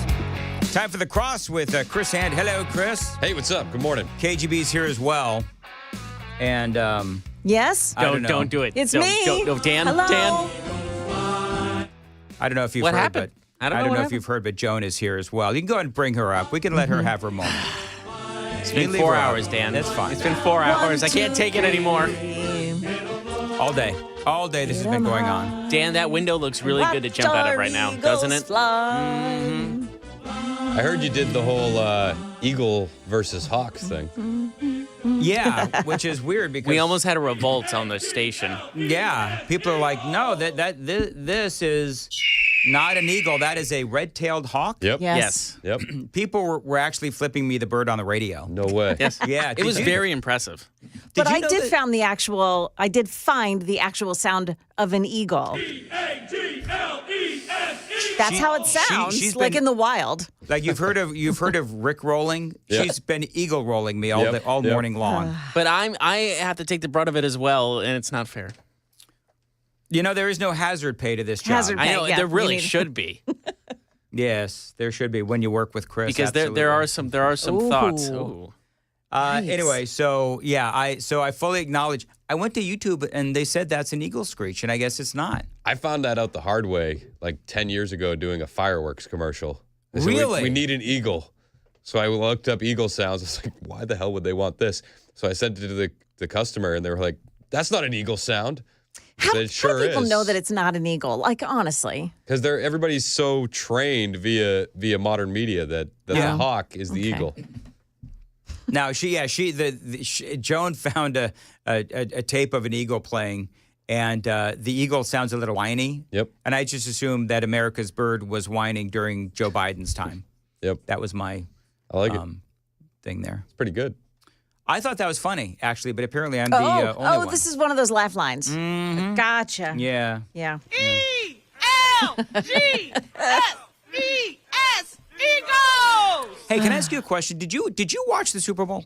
Like bits and pieces of it. Did you see the hate commercial with Tom Brady and? I did see that. All right, I'm gonna play this. All right, so it's Snoop Dogg and Tom Brady, and they're looking at each other, and I hate you because we're from different neighborhoods. I hate you because you look different. I hate you because I don't understand you. I hate you because people I know hate you. I hate you because I think you hate me. Because I need someone to blame. Because you talk different. Because you act different. Because you're just different. yeah, and then right there, basically, there's words on the screen that says the reasons for hate are just as dumb as this sounds. Man, I hate that things are so bad that we have to do a commercial about it. Me too. Me too. Me too. Are things that bad?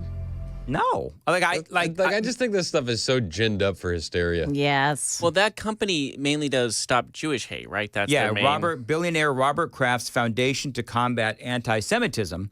They paid for it, and it's. I mean, I guess. Is it Robert Kraft that owns the Patriots? That guy? Or he doesn't own the Patriots. He was the. He owns the Patriots. He still does. Okay. Does he? He still owns the Patriots. He still owns the Patriots. Okay. Yeah, I don't know, but people thought that that was a massive whiff, Yeah. a big swing and a miss. Yep. I don't. It just felt a little out of place. Forced. And forced Yeah. is a great way to put it. And nobody's saying anti-Semitism is a great thing and it shouldn't be combated. Nobody's saying that, but it's just. But where in that commercial does it even say anti-Semitism? I don't like know if Snoop it did. Dogg. Did Snoop it? Dogg is like, I hate you because you're from the wrong neighborhoods. Are we talking Bloods and Crips? What are we talking about? Yeah. I think they might have changed the company name because it was like usually it's just stopjewishhate.com or it's just stop hate now, I think. They might have just changed it entirely, which is stupid. Whatever. I don't know. I thought it was dumb. I also thought who is the halftime show? What is it? Kendrick Lamar. What is that? Dude was mumbling. That's when we tuned in. Virginia wanted to watch the halftime show. Oh, and I'm a hip hop guy. Like I like hip hop. Okay, so can you explain to me what that was? It was awful. Yeah, it was bad. Okay. It was a train wreck. And it was produced for TV. I wonder if the people in the stadium were like, what the hell is going on? Yeah. Because it was just purely for TV. Yeah. And you could barely understand him. Has he always been I do a mumbler? Think, yeah, but I do think it's very funny, and you might not have caught this, but the one song that he kept teasing was They Not Like Us. And it's a song where he accuses Drake of being a pedophile. Yeah. Yeah. Did he sing that? He did. Did he? Okay. At the end. I thought that was pretty funny. He was apparently someone I quoted him. He's like one of his lyrics was like, "I better not get sued for this," and then it goes into the song. Wow. Yeah. Yep. Did you see the pregame show too? The bands that were out there and It seemed very like hometown. It didn't seem like a big production for TV for a national audience. It seemed very small. I wasn't big on the America.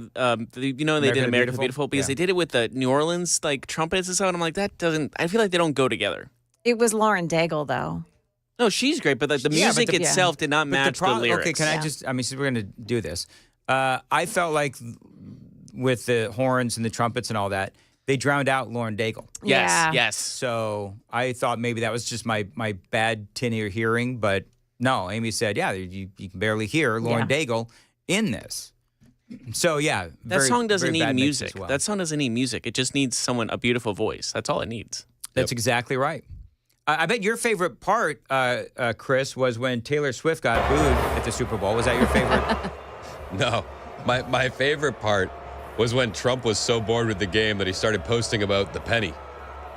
Did he post about the penny? I know he wants to, eliminate the penny. So, like, we're halfway through the game, and all of a sudden a new Truth Social post comes out, and he's at the game.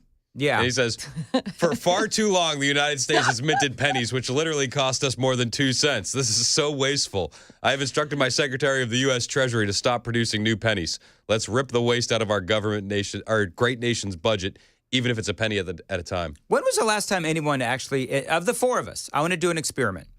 When was the last time any of the four of us actually touched a penny? Oh, yesterday. Yeah. I touch pennies all the time. Yeah. Really? Okay, Mr. Moneybags.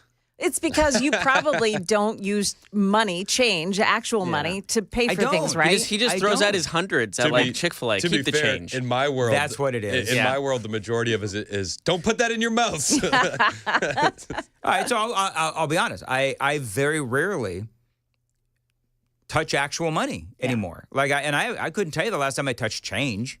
Really? We try to do more cash. We're trying to do more cash. I keep change to a point where it's like if it fills up a baggie, I go to Publix and dump it and get cash for it. Because I've done that. And that's how I eat. That's how I eat meals nowadays. What? That's terrible. They're skimming off the top. Don't do that. What? They do. They take a percentage of that. I know. I have no choice. I need the money to buy my lunch. There's always a choice. You just count them and roll them. Why don't you go to the bank and turn all that coinage into the bank teller, and she'll give you money back. Cash. Why don't you get a sandwich board and go out on the freeway? Jeez. I mean, no. Anyway, so there's a Publix right next to my house, and the bank is like half a mile. I haven't held change in a long time. That's my point. I don't think most people, super texters. When was the last time you touched change? Like I can't be the only one here. I have a change dish in my car. Yeah. Everyone does. Maybe except Dan. Home. Dan got rid of it and put like gold bars in there. All right, Jeff, what do you got for the segment? Go. Well, you snarky little son of a beep. Well, I mean, I liked it during the national anthem. They had Trump saluting during the national anthem, and he got a big ovation. Trump had a great salute, and this is when he came on. Of course, you know, Chris, that this is the theme to Top Gun. Ironic, don't you think, Chris, that they have a movie with communist China ties as President Trump comes out? Yeah. Right? I wouldn't watch it. I know you wouldn't, which is why I got a lot of hate the last time I trashed Top Gun. Well, go ahead. Wait, you don't like Top Gun? Here we go. I'm not gonna watch Top Gun. Wait, even the original? Yeah, not doing it. Why is it again? Remind me why it is. Just not a fan. I don't like Tom Cruise. I'm not watching that. Wow. But he's hot. It's not. Okay, that's not. It's like 4'8", Joan. So? The new Top Gun's great also. I'm short too. The new Top Gun, Wait, what did you say? How tall is he? Like 4'8". No, he's not. He's not 5'7". You don't like Val Kilmer? The new Top Gun, they took the Taiwanese flag off the coat. Yeah. Yeah. So that it would play in China. Yep, they bent the knee. Oh my God. Well, that's not Tom Cruise's fault. It is. Mean, it's the movie company's What fault. about love for Val Kilmer? Who? Oh, jeez. This is what I deal with every day, and yet I hired you. You did. Yeah. You really don't know who Val Kilmer is? He knows who Val never Kilmer heard of him. is. He knows who Batman is. Yeah. He played Batman once horribly. That was better than Clooney. It was not better than Clooney. Oh my God. Clooney was a far better Bruce Wayne. Are you doing this on purpose to young Malinoff? Because he is about to lose his mind. I might be. Okay. All right. So there you go. What did you bring for this segment? Because it's rapidly, Top Gun's my favorite. Well, yeah, that makes a lot of sense, Well, Jeff. that means you're a communist. Chris believes that you're a communist. Well, he is KGB. I mean, I bet we already knew that. I bet you're on TikTok too, aren't you? I just started. Honestly, I was off. And you're on I was TikTok. off. I did not have a TikTok for the longest time, and then I was like, you know what? I'm gonna try one. And my first video got like one of my videos, my first ones I did got like 17,000 views. So I'm like, oh, okay, I'll keep All trying right, this. Beijing Jeff. Beijing Jeff. Okay, you know what? I'm gonna run by Top Gun rules. I will die on that hill. KGB, the B is for Beijing. Oh my God. I got Don't a story. care. Top Gun rules. I got a story. We got some new science out on climate change. Do we? We do. Right. Actually, cutting pollution to prevent climate change has accelerated climate change, according to a new report. What? Cutting pollution to prevent climate change has accelerated climate change, according to a new report. Okay. How is that? According to the New York Times, this past January was the warmest on record, and former NASA scientist James Hansen, who is known for his work raising awareness for climate change back in the late 1980s, has argued that cutting pollution out of the atmosphere has made the Earth warmer. So what do they want from us? And that's because what? Because the sun now doesn't have a barrier to They say hitting this the is Earth. due to the little particles that are spewed out into the air when fossil fuels are burned. These small sulfate particles were helping to block the amount of rays from the sun getting to the Earth. Yep. But since they have lessened, Hansen argued that the world has gotten warmer as a result. Make pollution great again. It's exactly what we need to do. Tom Cruise, 5'7", according to Chris. That was pretty close. So you got a problem with people 5'7"? Because I'm like 5'5". Yep, So I do. Listen, good things come in small packages. Can you tell you're not the boss anymore? I've been told that all my life. All right. So what have people said about? All right. So 2870, it says use cash all the time. What are people saying about using cash? Someone said restaurants are actually giving you like discounts if you use cash now. Really? Trying to Yeah, find because who they said don't it. have any processing fees that Yeah. way. Well, maybe I'll start carrying cash again. I don't know. You know, Just cash out those gold bars you got. Well, listen, if somebody comes up to me and says your money or your life, I don't have any money, so I'm screwed. So maybe I'll start bringing some cash. Dan, lie. It's okay to lie about stuff like that. Yeah, some people, they do have the cash in the car, the change in the car. All right, fair I got enough. a plastic baggie. What's the most money you brought into a store to get changed? I once brought all my change, and I think if I remember right, I got about $48. I had $48 in change. I had like jars full of it because I used to work at a gas station, and I used to get all kinds of tips. The old ladies loved me when I was like Did they? 18. They would come in and they would, specifically come in to ring my bell. Ding ding. So my dad used to have a gallon. No. Moving on, my dad had those big gallon of jugs of water. They got delivered to your house back in the day. Yeah. He filled it with nothing but change one time. We got like $1,200 out of it. Wow. Wait, so you stole from your dad? No, Does he know that? He said cash this out for me, and I went all right.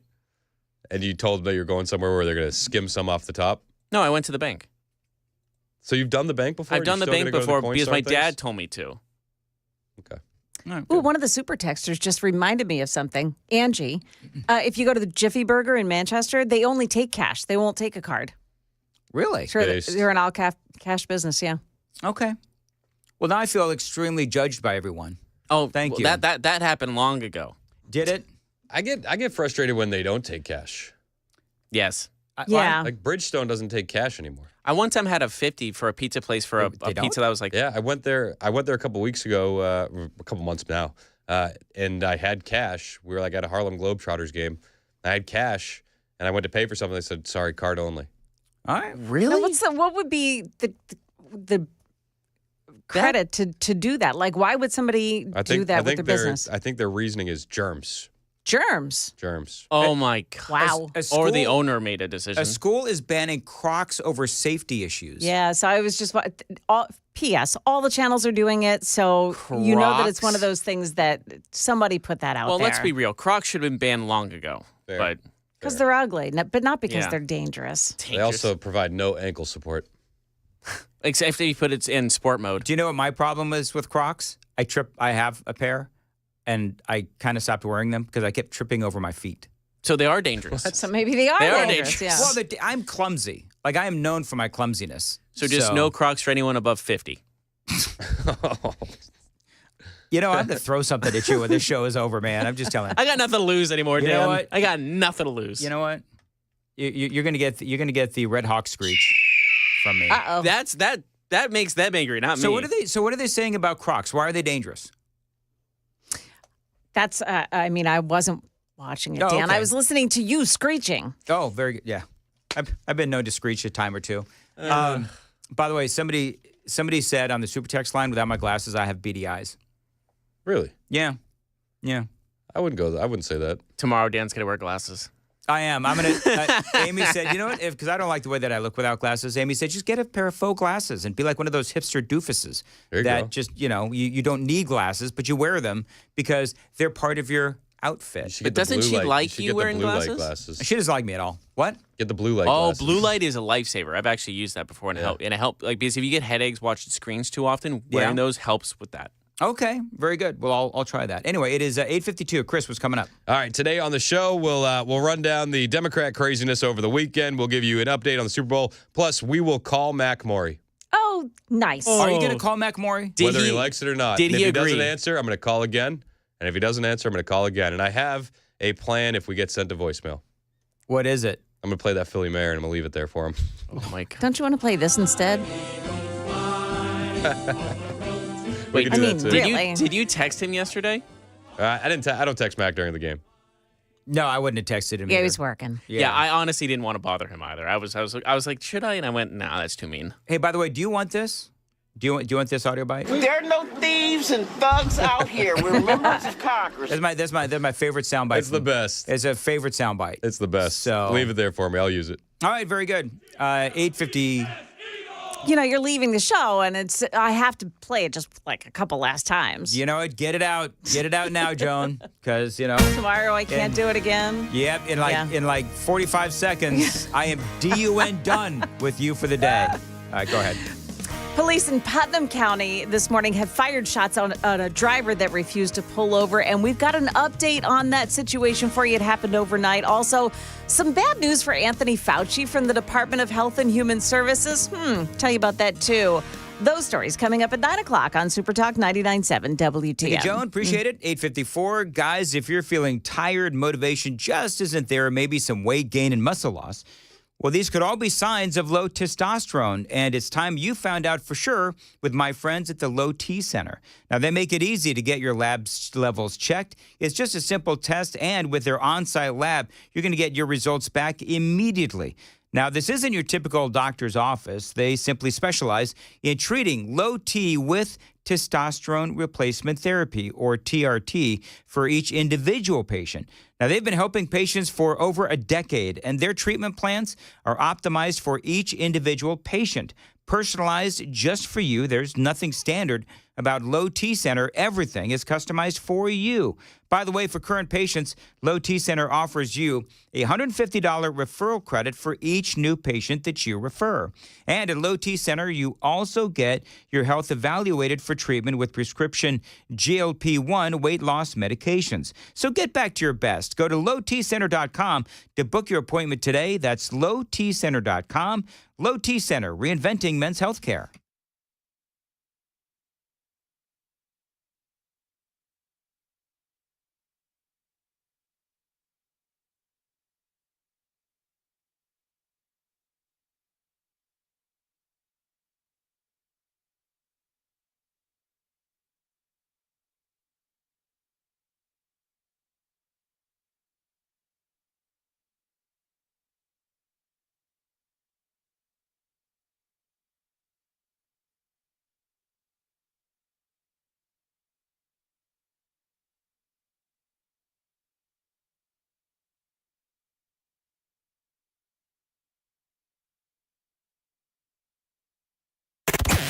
From the United Structural Systems WTN Traffic Center.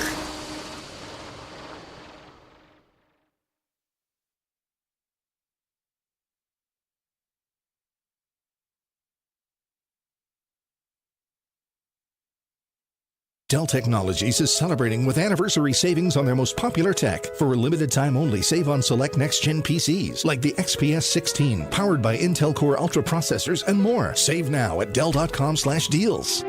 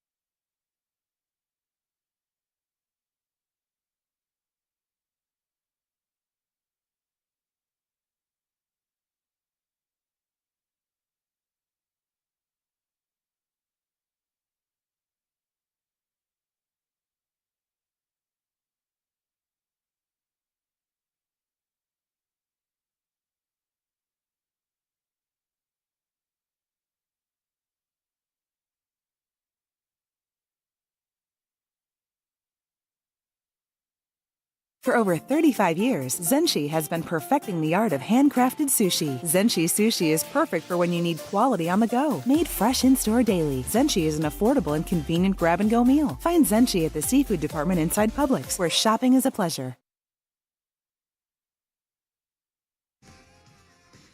8:58, Nashville's Morning News on Super Talk 89.7 WTN. So we basically asked folks if people use cash, and do they still use cash?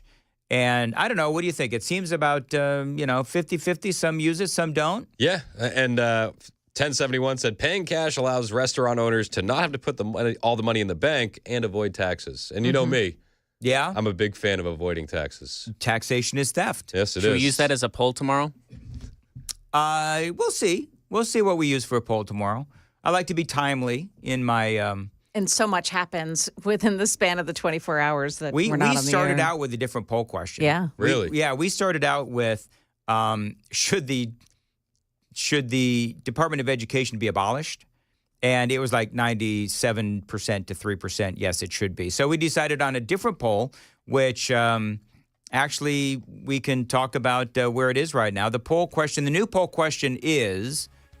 Remind me, Jay. Oh, yeah. It's should we raise the minimum wage to $20 an hour? Yes, no, or let free market decide? And most people said no.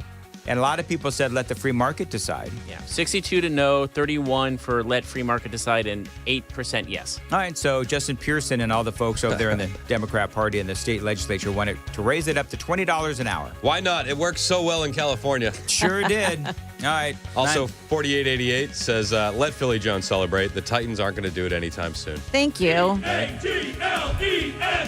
Oh, feels so good.